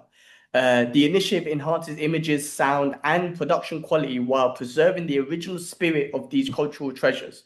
It also includes the world's first fully AI generated animation feature, A Better Tomorrow. I don't know if it's A Better Tomorrow. I don't think it's the Better Tomorrow John Woo one. Cyber Border. I'm not sure what that is. Production with a team of over 30 people expected a leap forward in bringing martial arts cinema into the 21st century. So interesting, bro. We mastering all these old kung fu movies and whatnot, man. I mean, listen, with AI sometimes I've seen some AI things of Bruce Lee now, and they look freaking awesome. You're like, oh my God, if you built a movie on this, it wouldn't be too bad. Um, Now, of course, you're going off the premise of some of these old kung fu movies, which are classics. You know, seeing Drunken Master, Once Upon a Time in China, and in the new digitally sort of AI form might be really freaking awesome. So I don't know. That could be good. Be interesting to see how they go with that, bro. Uh, yeah, let's see. Let's see how that works. Yeah, I mean, Yeah, listen, I'm this is the still a bit start. scared about AI and how it takes. I mean, enhancement is great. Enhancement is great. I just feel like right now we get so much of the fake stuff that comes along with it as well, which misleads people as well. So I'd be interested to see where they go with it, how it looks. I don't want it to look because I don't want it to look too cleaned up. There's a reason why I love those movies. They have this authenticity to it. It looks good. Like I like the graininess of it, or like it makes the martial art because I feel like when it looks too clean, which we've seen in movies now, the action just looks fake, bro. That's why they do so many fucking close-ups and shaky cam because they don't want to pull out because then suddenly you're like, ah, shit, that kick didn't even land. The Well, kick I is think like back in the right here. days, but those kung fu movies back in the days, it was pulled back. You saw Bruce, you saw Jet, you saw Jet Yeah, Li, and exactly. they were just doing their thing. You know, one shot. Well, I wouldn't say one shot, but you could see what they're doing. I feel like with the enhancement of AI, it's not like this. Okay, look, they're remaking those movies, not remaking, sorry, they're digitally enhancing them, but using AI. I think it would just kind of take that quality to another level, sort of thing. I think it'd be pretty cool. Like, No, listen, hundred we percent. spoke about sometimes the grittiness of cameras and movies like Teenage Mutant Ninja Turtles 1. Like that deserved a gritty, dark sort of cinematography and whatnot. Some of the other ones, I don't think, I think it'll be pretty cool, man. I mean, like if they do like, you know, Iron Monkey and Once Upon a Time China 2 as well, like, bro, I don't know, man, like spiritual kung fu, you know, Snake and the Eagle Shadow. I mean, I don't know if they're all on the list, but man, come on, man, some of those movies, man, it just kind of They're good. revitalized They're them. good. They're good movies. Yeah, they're good movies. Man, I grew up with that shit. I love that stuff. So I'll be interested to see what they do, man. But this is a start, man, of like, it's not just start. AI is going to take over end of the day. Not take over, but No, it's no, a I know, tool. I know. Has to be used. Like you can't ignore it. You have to use it. And if you don't adapt with it, then you are falling behind. So you've got to find ways to use it. So interesting. All right, let's move on. Some news. Guys, just remember, quick plug. Follow the new Brothers Geekout Yeah, yeah, Shorts. All the news is here. That's where I'm getting all my sources from now, which is cool. All right. Russell Crowe cast as Ramirez in Highlander reboot with Henry Cavill. Russell Crowe is joining the Highlander reboot as the legendary mentor Ramirez. I hope I said his name right. Opposite Henry Cavill's Connor McLeod, directed by Chad Zelensky, who done John Wick. The film is backed by Amazon MGM and United Artists and is set to begin filming in late 2025 with a theatrical release expected in 2027. This marks a reunion of Crowe and Cavill, who previously starred together in Man of Steel. What do you think? I think they'll work. I mean, Scottish, It'll right? work, The bro. the the, the Highlander was Scottish. I remember the original. You had Christopher Lambert, and It's, Sean Connery, right? yeah, Is yeah, that that's right. am Yeah, I right? Yeah, but yeah, Sean yeah, Connery, was he Scottish? Sean Connery was Scottish, right? yeah, yeah. He's Scottish, man. Scottish dude. I'm not trying to do no cultural appropriation here. I'm just trying to, they were Nah, quite. he's Scottish dude, bro. All right, yeah, legend. Anyway, listen, man, Highlander. I'm looking forward to this remake. I know you kind of say like some certain remakes, you're kind of like, oh wait, hold on, guys, like, do you want to do that? But this might be interesting, especially with Chad behind it, with the choreographing he's doing. Like Henry Cavill's awesome. I think it might be cool. I hope so, man. I hope so. I mean, my fear is that this is not going to be a cinema movie. It ends up being a streaming service because it's owned by Amazon. As you can see, like Henry Cavill is supposed to be in the Voltron movie as well, which is becoming streaming service as well. So it's like this guy has been. I think he's a good actor. I think he has good presence on the screen as well. But I just feel like he's going to get docked. Well, I feel look, like he's going to get docked. I saw an interview with James Gunn recently, and he was talking about it. And he said, Hmm. listen, man, I immediately asked him, would he come back for a role in the DC universe? So I reckon don't be surprised if we see him back in the DC universe or whatnot. But even he I said hope so. it was fucked up what happened to him. He even said himself, it was horrible. Because he was such a nice guy, and how it was dealt with, it was absolutely horrible. But he said he would definitely consider him for a role. He even asked him on that day. So let's see what happens, man. And let's see if the MCU snatches him up for, Wolverine or something, because he looked good as Wolverine. So we'll He see. did. He did. He did. He did. He did. He did. They need to bring his ass back, man. All right. All right. Well, let's talk about another legend here. Tom Cruise.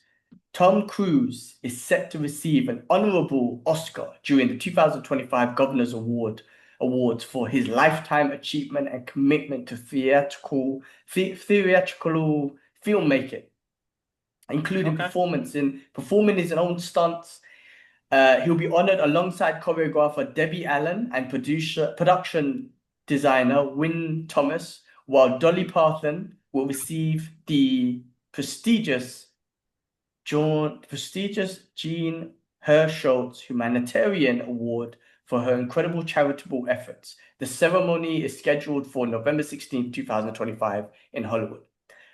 Tom Cruise is a legend, and he is an action legend. If Yeah. based Yeah. on him doing his 100%. own stunts, him and Jackie go to at the top of the list, in my Yeah. Yeah. Yeah. opinion. 100%. 100%. 100%. Good on him, man. Good So on him. 100% deserves that, man. Good for him. All right. Here's one for you, bro. Or here's one to quickly go through. And I'm gonna constantly update this. It's the Street Fighter cast, man. Because you're constantly getting updated. Listen, Street Fighter, the original one with the movie with Van Damme, guilty pleasure type of movie. It's weird, but it's actually enjoyable, but it's a very guilty It is. pleasure It type of is. It movie. is. It is. I They still love tried, that movie. yeah, they tried so hard to stick to the uniforms and costumes and everything. You're like, good on you, man. Like it was actually pretty awesome. But I love it. I also love it. I love it.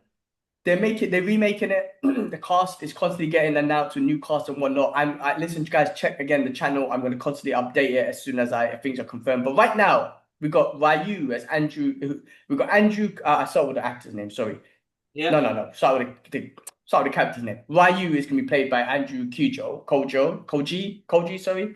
Ken is someone called Noah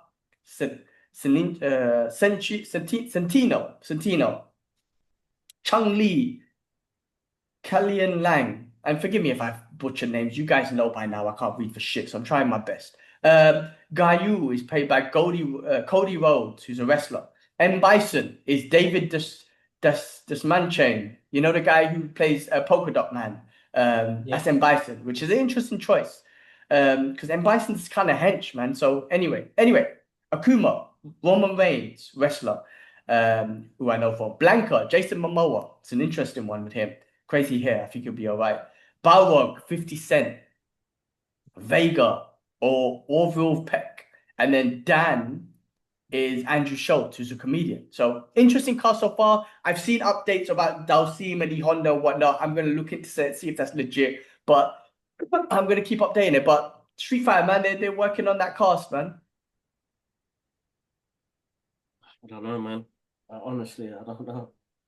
50 Cent, they fucked up on that one. Sorry. I'm not a big fan of 50 as an actor.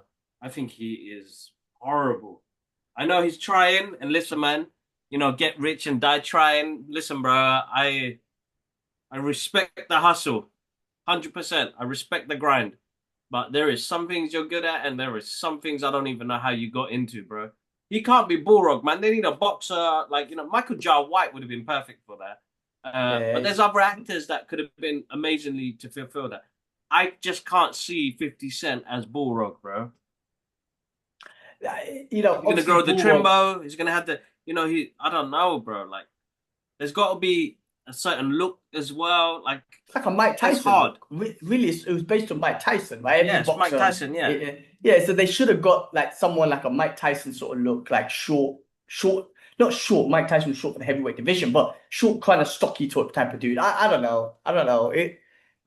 I don't know. We'll see what. Listen, we'll see what happens, man. There's a big long cast on this, man. So we'll. See, I guess we'll see what happens. Um, yeah. Let's see, man. Let's see. yeah. I mean, look. I don't know. End of the day, it's gonna Even some come. of the cast, it's like, yeah, I don't know, man. Just But can't like, see it for some reason. this is my point about Street Fighter. End of the day, it's a legacy franchise, legacy game, legacy characters, right? It's gonna come down to the story. It's gonna come down to the characters, the way they look, and it's also gonna come down to the character building, man. Like, what story you going with? What you know what I mean? Like the powers. You know what I mean? The Hadoukens. Like, is it? Are you gonna give us that in not a cringy way? Like, are you gonna give us that like in a cool sort of way? Dragon punches. Yeah, And yeah, you yeah. know, That's what I'm saying. I, Yeah. Like, how do I want to you? see, I want to see those. I want to see the powers, man. I really do. Hmm. Yeah, let's see I what want, happens, bro. I'm not excited though. I'm definitely not excited, which is strange. I'm just not excited for it. listen, it's hard, man. Video games, especially a classic one like this, turned into a movie. It's a tough one. You know what I mean? That's a tough one because these are legacy characters, legacy moves, legacy, powers and shit. I want to see all of that. If you don't give me those stuff, the basics, it's going to be tough. Did they even do a Hadouken? And I need to watch it again, but they didn't They even did, do I that. did. It was bad. It was bad. It was bad. You didn't even in the original one, like they were fighting, it was close contact. He went, Hadouken, and it just touched the dude, and we saw a flash of light. It was bad, man. Yeah, and you saw like I that need to watch basic it Ken. again. And those It's old been guys, they ages. weren't even in shape. That Ken was out of shape. Like, no offense, guys. It was bad, man. So let's see what they do. And I'm sure everyone's going to be in great shape. I'm sure it's going to be great martial arts. I do need to see powers, man. I really do. No, You could definitely, do it. You could do definitely. it with all the whole CGI, so you could do it.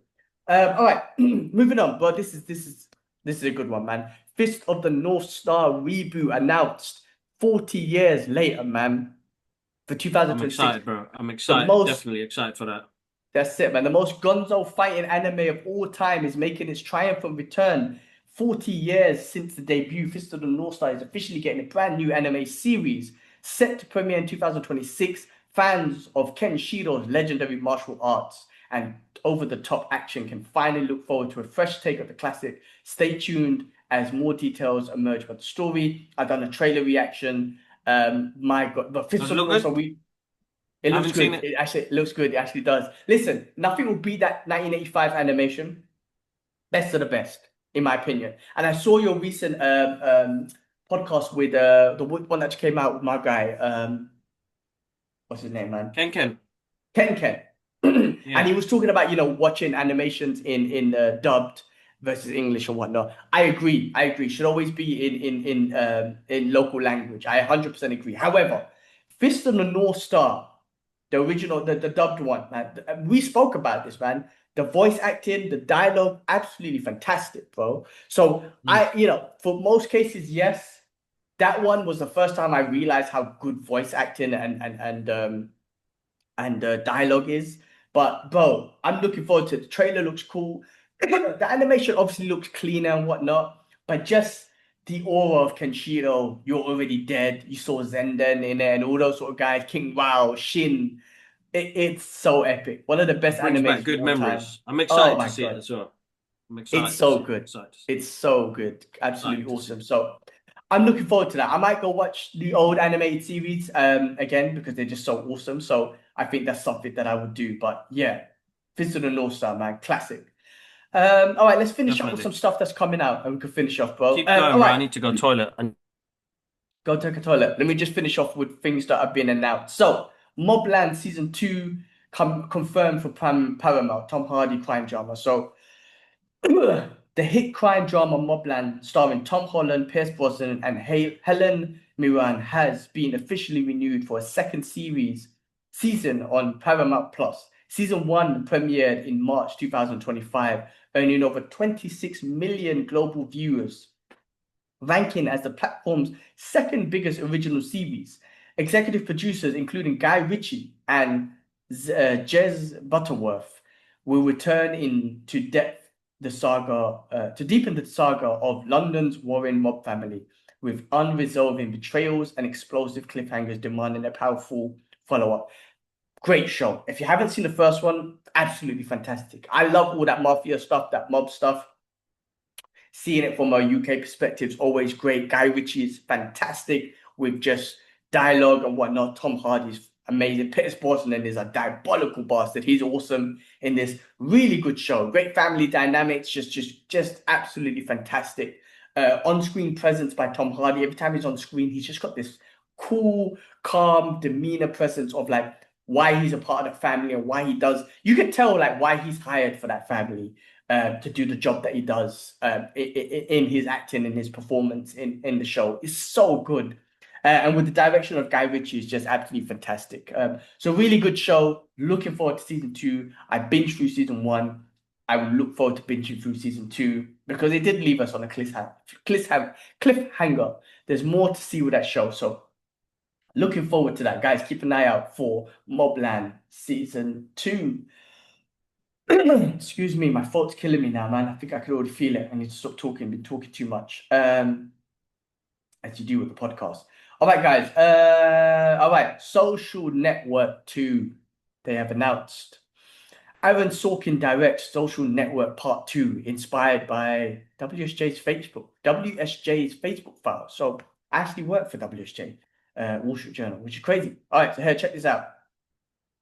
Aaron Sorkin is officially returning to the Facebook saga with Social Network Part 2, written and directing for Sony Pictures.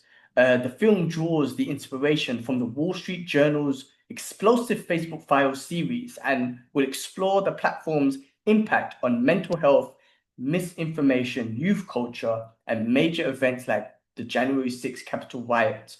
While the original cast, like Jesse Eisenberg hasn't confirmed their return, the follow-up promises a powerful deep dive into the Facebook dark legacy. So, even though I work for the Wall Street Journal, I actually can't remember this whole files and whatnot. So, whatever. But anyway, interesting. And look, social media.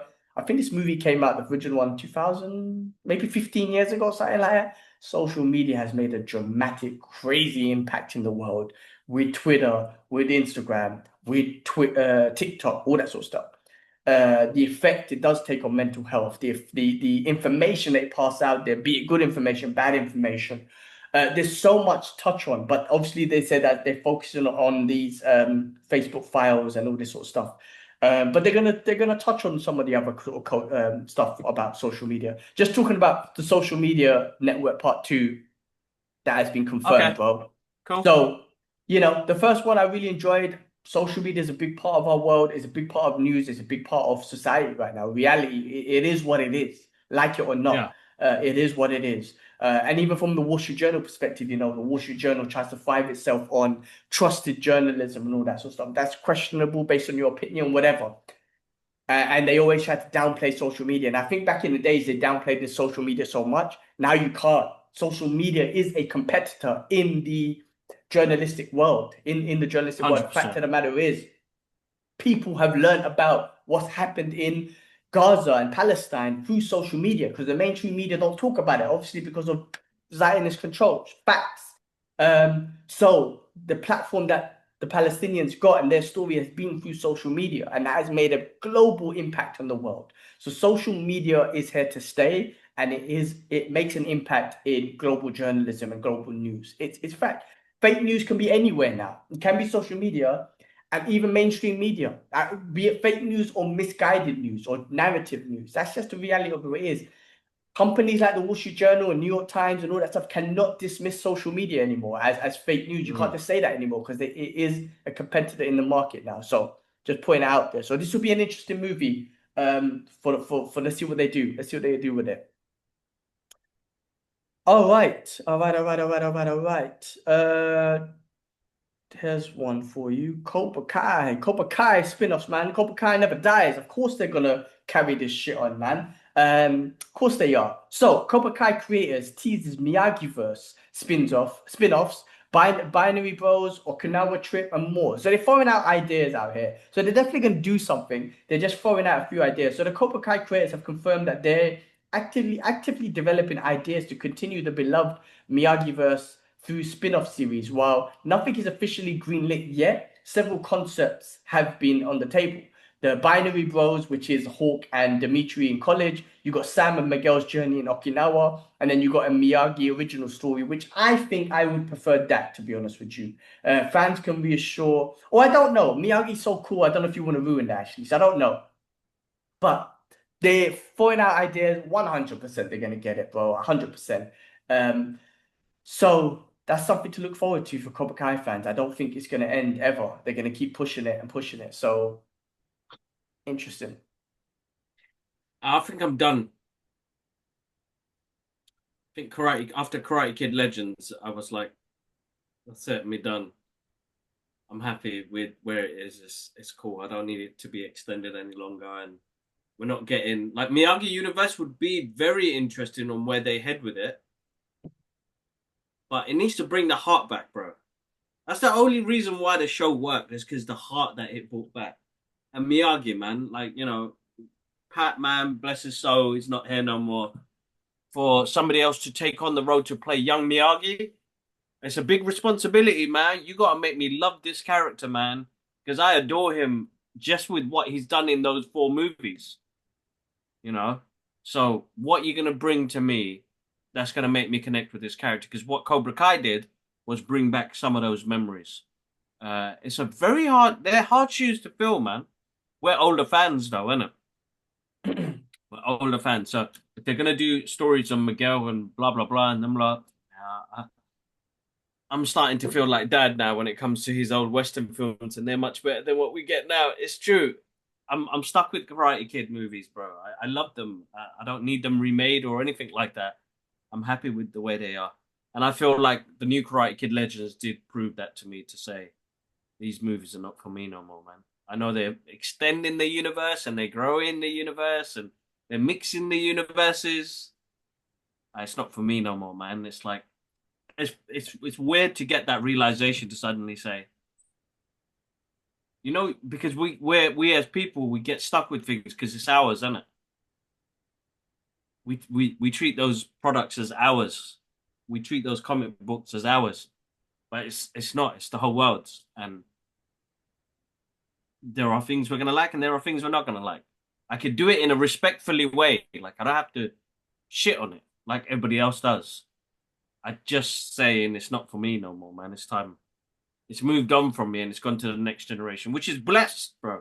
Because that's what it should do. We've have these amazing products, IPs that have spanned across 40 years, bro. That's fucking crazy. So no, let's see where it goes, man. If it keeps me interested. The only reason I watched it was because it had Ralph still or Zach still. Other than that, the new characters didn't really make much difference for me. That's just me, anyway. Miguel's story and, you know, Robbie's story, yes, it did, you know, maybe struck chords of teenage years, but other than that, nah. Man, Ralph and Zach are the ones for me, man. So bring a Miyagi story, I'm there 100%. Make it connect, make it emotion, not emotional, but make it connect, so that the newer generation can understand Miyagi and why he did what he did, and the way he was with Daniel-san, like what characteristics made him that character. So definitely, yeah, because you know his family died in the war. I want to see all of that. Yeah, bro, that's what I'm saying. There's more like to it, bro. Yeah, like I feel It like you should gets get a deep. director like you know the guy who done Godzilla minus one. I feel like someone like him would put a great Japanese Yeah, story bro. together for Miyagi. You know Fucking what I hell. mean? It'd get Yeah, deep, bro. I don't know. You know, let's see. I would love to see a Miyagi one. I just wouldn't want them to mess up that legacy. But yeah, no, deep. All right, we'll see what happens. I guess we'll see what happens. All right, Yeah. check this one out. Vin Diesel or out of shape Diesel was in a nah, I shouldn't trust him, no wonder. Confirms Fast and Furious 11. Oh yeah, of course, like confirms. Of course that was gonna happen. April 2027, and also the return of Brian O'Connor's.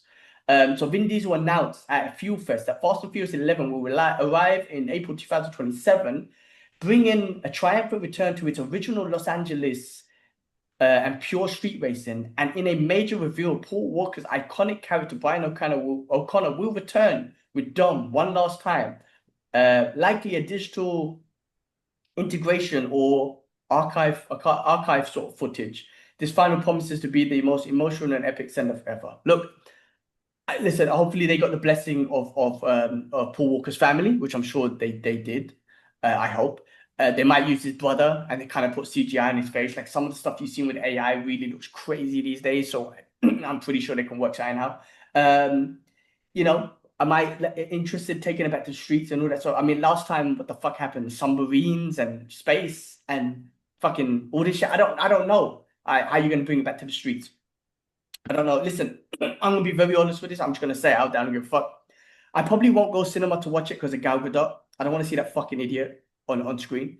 I'm boycotting her shit. Like I don't give a fuck. I'm saying it, so I don't give a fuck. So that already put me off. I'm gonna be very honest with you, especially No, Kalel. No. fucking yeah, fucking idiot. Um, and then like, listen, this franchise I'll probably watch it maybe on streaming or something. Like because I've had enough. I've had enough. Not that I've had enough. Like it's just entertaining. It's nothing amazing. It's just like entertainment. I'll wait till streaming. I don't think it'll drive me to cinema. Man, studios better be careful who they cast in these movies, man. Is Gal Gadot back? Remember, she was back in the last one. She came back alive. She came back in a fucking submarine or something. What the And I'm gonna fuck? be honest with you. I'm gonna be honest with you. In the last 2 years, like I said to you, my whole perspective on the world and people has changed. So before that, I actually didn't know that she was a IOF terrorist. I'm saying the word. I think she fought in the Lebanese in the war in the Lebanon, not fought or whatever. Not fought. These people don't fight. Remember, they fucking kill women and children. So they kill innocent people. So I don't know. I've never researched and I don't want to. But if you're a part of that army and you support that and the killing of children, fuck you. So she's a part of that. So fuck her. So that's what puts me off that Kalel, movie. no. No, Yeah, it's all good. Don't worry, bro. Streaming it is. we're gonna get To be banned. honest, We're gonna I get don't want to see Brian no more, bro. Like, let Paul let Walker him go. be. Yeah. Let him be, bro. Let him be. Let him go. Like, respects to him, man. I got enough respect for him. You know what I mean? My guy did a lot of charity work. He was trying to change things in the world as well. I think he was just really humble with what he was doing as well. He's in one of my favorite movies called Running Scared. Mm. Remember how good that film was? Uh, Let him be, man. Same thing, bro. I mean, let's see what happens. Yeah, man. Just let go, man. They don't need to bring him back. Like, what's that gonna do? Bring more people to the cinema? No, people are not going to the cinema because of streaming services, man. If you're gonna release it, like Universal release it within a month or two, bro, I am gonna save myself. Say you got a family of four.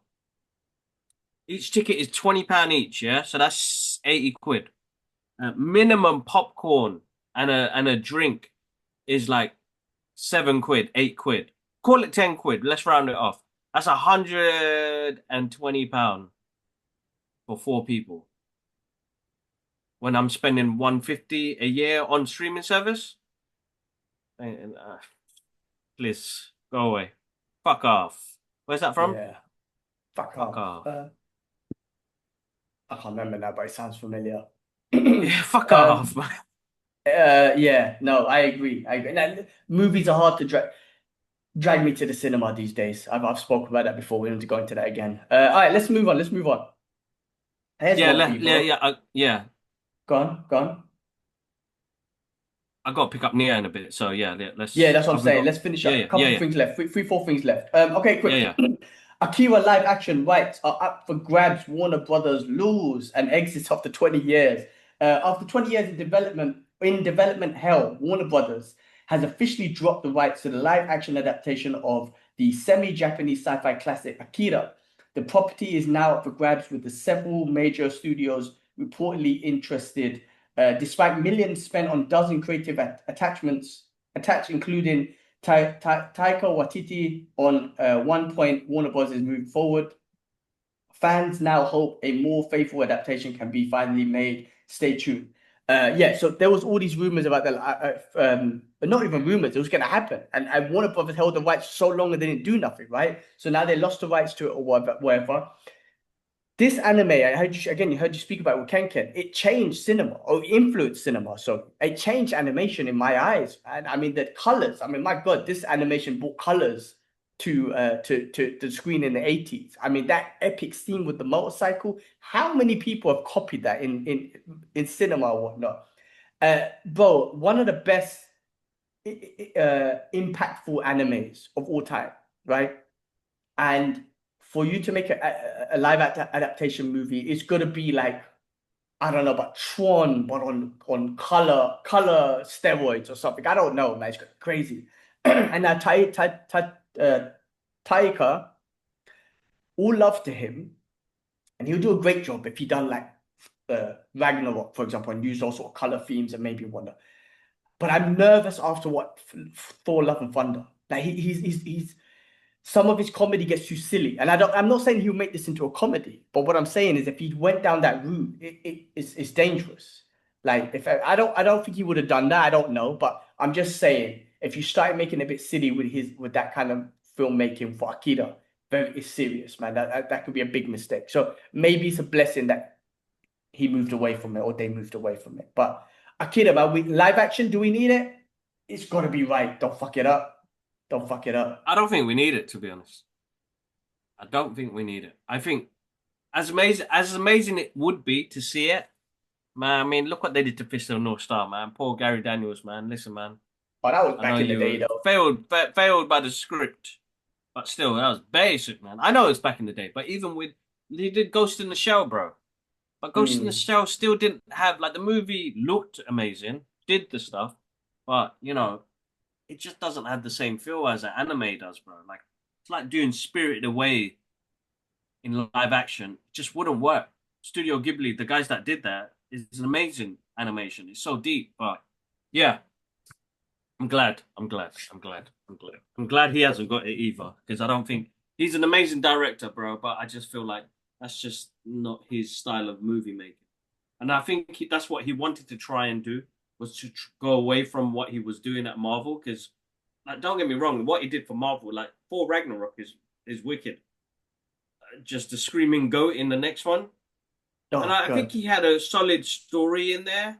But like God of Gore, what do you call it? The Butcher. God, but Yeah, yeah. Wasted yeah, character, though. Wasted Christian Bale and wasted character, honestly. yeah. So screaming goat games, man. I don't want no screaming Yeah. goats in Akira, man. So please Yeah, leave that it was a alone. silly movie, man. Honestly, it was. Anyway, well, look, talk about Mr. Taika. He's got Dredd. He's doing Dredd. Taika Waititi Yeah, I heard ta about this, man. tackling Dredd movie in hot package hit in Hollywood. I mean, same possible concerns. That last one with the thing, what's his name? Carl Urban. Perfect comic book Dredd movie. It was like a Dredd episode, or you know what I mean? It was so perfect. It was so good. Did you know I that don't only know. made 41 million across the world? Nobody Really? went to see it. Oh, that's a shame. It was so good. Nobody went to see it. We're the only ones who probably went to the cinema to watch that. We bought that shit in 3D Blu-ray. You remember that? Yeah, Yeah, we had a 3D TV and then we bought the Blu-ray. That film is brilliant, bro. It's like one of the fucking wicked. best One of the comic best book movies. movies. Yeah, 100%. That's up there in the top 10 best comic book movies. I'm gonna say that now. Yeah, But it nobody really fucking is. went. Nobody went to watch it. Nobody That's went a to watch it, bro. shame. 41 million across the whole world, bro. That's a shame. I don't know how much they spent on it though. I mean, obviously that's a flop basically, but how much did they spend on it? I don't know. I need to double check. I don't know what the budget was on that, but yeah. Listen, Taika on Dredd. Oh, I don't know, man. I'm worried. I am worried. And listen, you got But to give him he could credit. surprise Listen, the shit out of us. People and yeah, creatives always surprise the shit out of us. So that's what surprised me, bro. Just yeah, you surprised can't me. judge him off Thor: Love and Thunder. That was it. It is what it is, and you know, of course, you have to give him some sort of you know, he's a director, he's a visionary. Like you gotta trust in him as well. Like so, you know, Exactly. can't hate on him. All right, quick, let's finish up, guys. Denis Villeneuve, oh my guy, the guy who done Dune, man, I can't pronounce names, to direct the next James Bond film at Amazon MGM Studios. Oscar-nominated director Denis Villeneuve, Dune, Blade Runner 2024, The Arrival has officially. Now I'm just, you guys know I'm dyslexic. Well, respect to people, I just can't say Denise, names, man. Denise. Just call him Denise. His Dennis. name Denis. Denise. Well, Yeah, his Denise surname I can't pronounce. Vanilla. Anyway, Vanilla ice cream. you know what? No, Ask him to pronounce Muhammad. I bet you can't say it, bro. He's gonna be no, he can, Muhammad. he can, he can. He did that film about the Arabs, his first movie. You get the chance to Oh, watch it. It's I used the fucking, wrong example. yeah. I'll send you the link. It's actually a really good film, bro. It Okay. talks about displacement and oppressed, and he knows the story, Oh, bro. He's good. He's a interesting, good guy. interesting. Send that to Good me. guy. Okay. Yeah, yeah. Listen, all respects. You guys know that I can't read or anything, man. So, anyway, he's officially been chosen to helm the next James Bond movie, the first under the Amazon MGM Studios after they gained full control. In a statement, Denise described Bond as a secret territory promising to honor the traditional and open the path for many new missions to come. Producer Amy Pascal, David Heyman, and Tanya will lead the project. Casting details and release dates are still on the wrap. So they're still looking to cast James Bond. That's on the wrap. There's so many good candidates out there, from Henry Cavill to even Idris Alba to the other dude. I can't remember his name, but listen, great director. So you know, and if he's looking to hold up the you know, just James Bond, just bring James Bond back. MI6, tough guy, smooth guy, shaken not stirred, womanizer. Just keep to the basics and then make a little mission around that. That's all you need, in my opinion. Um, all right, quick one, guys. Teenage Mutant Ninja Turtles, the original, returns to theaters for its 35th anniversary, August 16th to the 20th. Check your local cinema listings. It might be up if you want to catch that in cinema. Classic, one of the best, great Teenage Mutant Ninja Turtle movies, even for that time. Absolutely fantastic. Absolutely fantastic. So, guys, check out your cinema listings. It should be out. And then, lastly, guys, to finish off, quickly, or did you know? Did you know that the history of Rotten Tomatoes was actually created by some fans who originally will do reviews on Jackie Chan movies? They were Jackie Chan fans and they'll do reviews of Jackie Chan movies. So, did you know that Rotten Tomatoes started as a simple Jackie Chan fan site? In 1998, three University of California, Berkeley students Sendo, Patrick E. Lee, and Stephen Wang created a site to collect movie reviews, beginning with Jackie Chan's US films. Over 25 years later, Rotten Tomatoes has become one of the most trusted names in films and TV's reviewing aggregation, shaping the way of audience and studios view fresh and rotten scores. It's an old story, but I didn't know. So I just wanted to share that. That's interesting. Jackie Chan and you know, just being a fan of Jackie Chan, three kids being a fan of Jackie Chan led to Rotten Tomatoes, and now everything's like tomato fresh, tomato this. You've got this. It's become like the go-to place to see if something's valid or not, from critic scores to audience scores, and people take these Rotten Tomato scores like literal. I don't. I still watch whatever I want to do, but that's interesting. Jackie Chan, such a legend. So such a legend. He doesn't even know he created Rotten Tomatoes. So that's pretty awesome. Cool, guys. That is it. Kimberly's just on the phone. I'm assuming it's something to do with the little ones or whatnot. Long one today. Had so much news, so much to talk about, guys. We got deep, we got emotional, going through shit, the world, whatever. But that's all the news that we have, guys. Keep an eye out on the channel. Like I said, Follow the Brothers Geek Out YouTube channel. All the breaking news is always going to be on there. Everything I read off today was from there. I always check the sources to make sure it's legit. And that's everything. Kibbs, anything else? Take us out. All good to go. No, nothing else, man. As always, guys. Yeah, massive thank you for all the love. Like, I know the socials are growing and the rest of it. Like, but please check out the podcast. That's like the most important part. Like, I know it's long form content and nobody's got the time no more. It's very hard to just fit in 2 hours or 3 hours of your day to listen to two people talk. So please check out like the Spotify and Apple Music and Apple Podcasts, because then you can listen to us on the commute. I know watching on a YouTube clip is very hard. I know the attention rate at the moment is we get 2 or 3 minutes and then people zone out or they go through to the sections, which is great. But if you guys want to listen to the full podcast, check out Amazon Music, check out the podcast, Apple Podcast, and there's another one there, Spotify as well. So you guys can catch our podcast on there, on the go, on the commute. You get to listen to all of it, not just sections of it.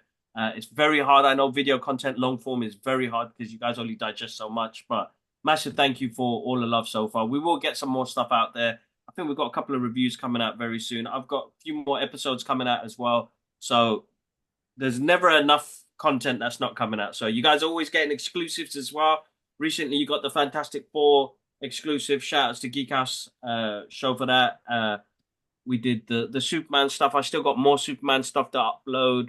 Like, I'm taking my time with the content, so you guys have got stuff on a daily, weekly basis, so that it's not just the podcast stuff, it's the other stuff we do behind the scenes as well. So check it out. Check out the socials. Make sure you're following us on X. Actually, you know what? Forget X. X is dead. Elon Musk, you're a punk, man. Fuck you. I'm going to probably delete that because nobody goes there anyway. And if anybody jumps on, they jump on for the giveaway. So I'm not going to do giveaways on there. I'm going to move the giveaways to Threads, because Threads, we had a massive influx of people on there. We're going to, you guys are fucking amazing. There's loads of people up on there. So shout outs to everybody who's joined the channel recently as well, who's subscribed. TikTok has grown as well. We're like 5K on TikTok suddenly, which is out of the blue. I'm going to do giveaways on those platforms. Fuck Elon Musk, man, and fuck X, man, because they ain't doing shit at the moment. So we're going to delete that. I don't care. I'm going to keep it. I'm going to minimize it as much as I can, but I want to be able to give things back to you guys as well. So we'll do the giveaways on Threads. Threads is really cool. We grew massively on there. Some of the content and videos have been doing really great on there as well.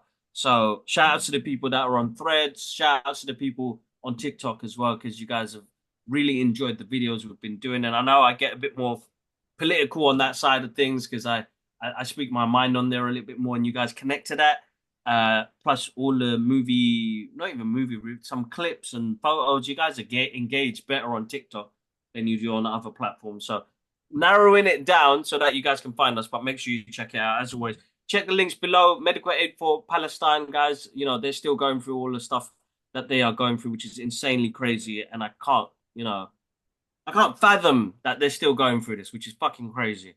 But thank you for all the love, guys. And we'll catch you guys up soon. One love. Peace. Peace.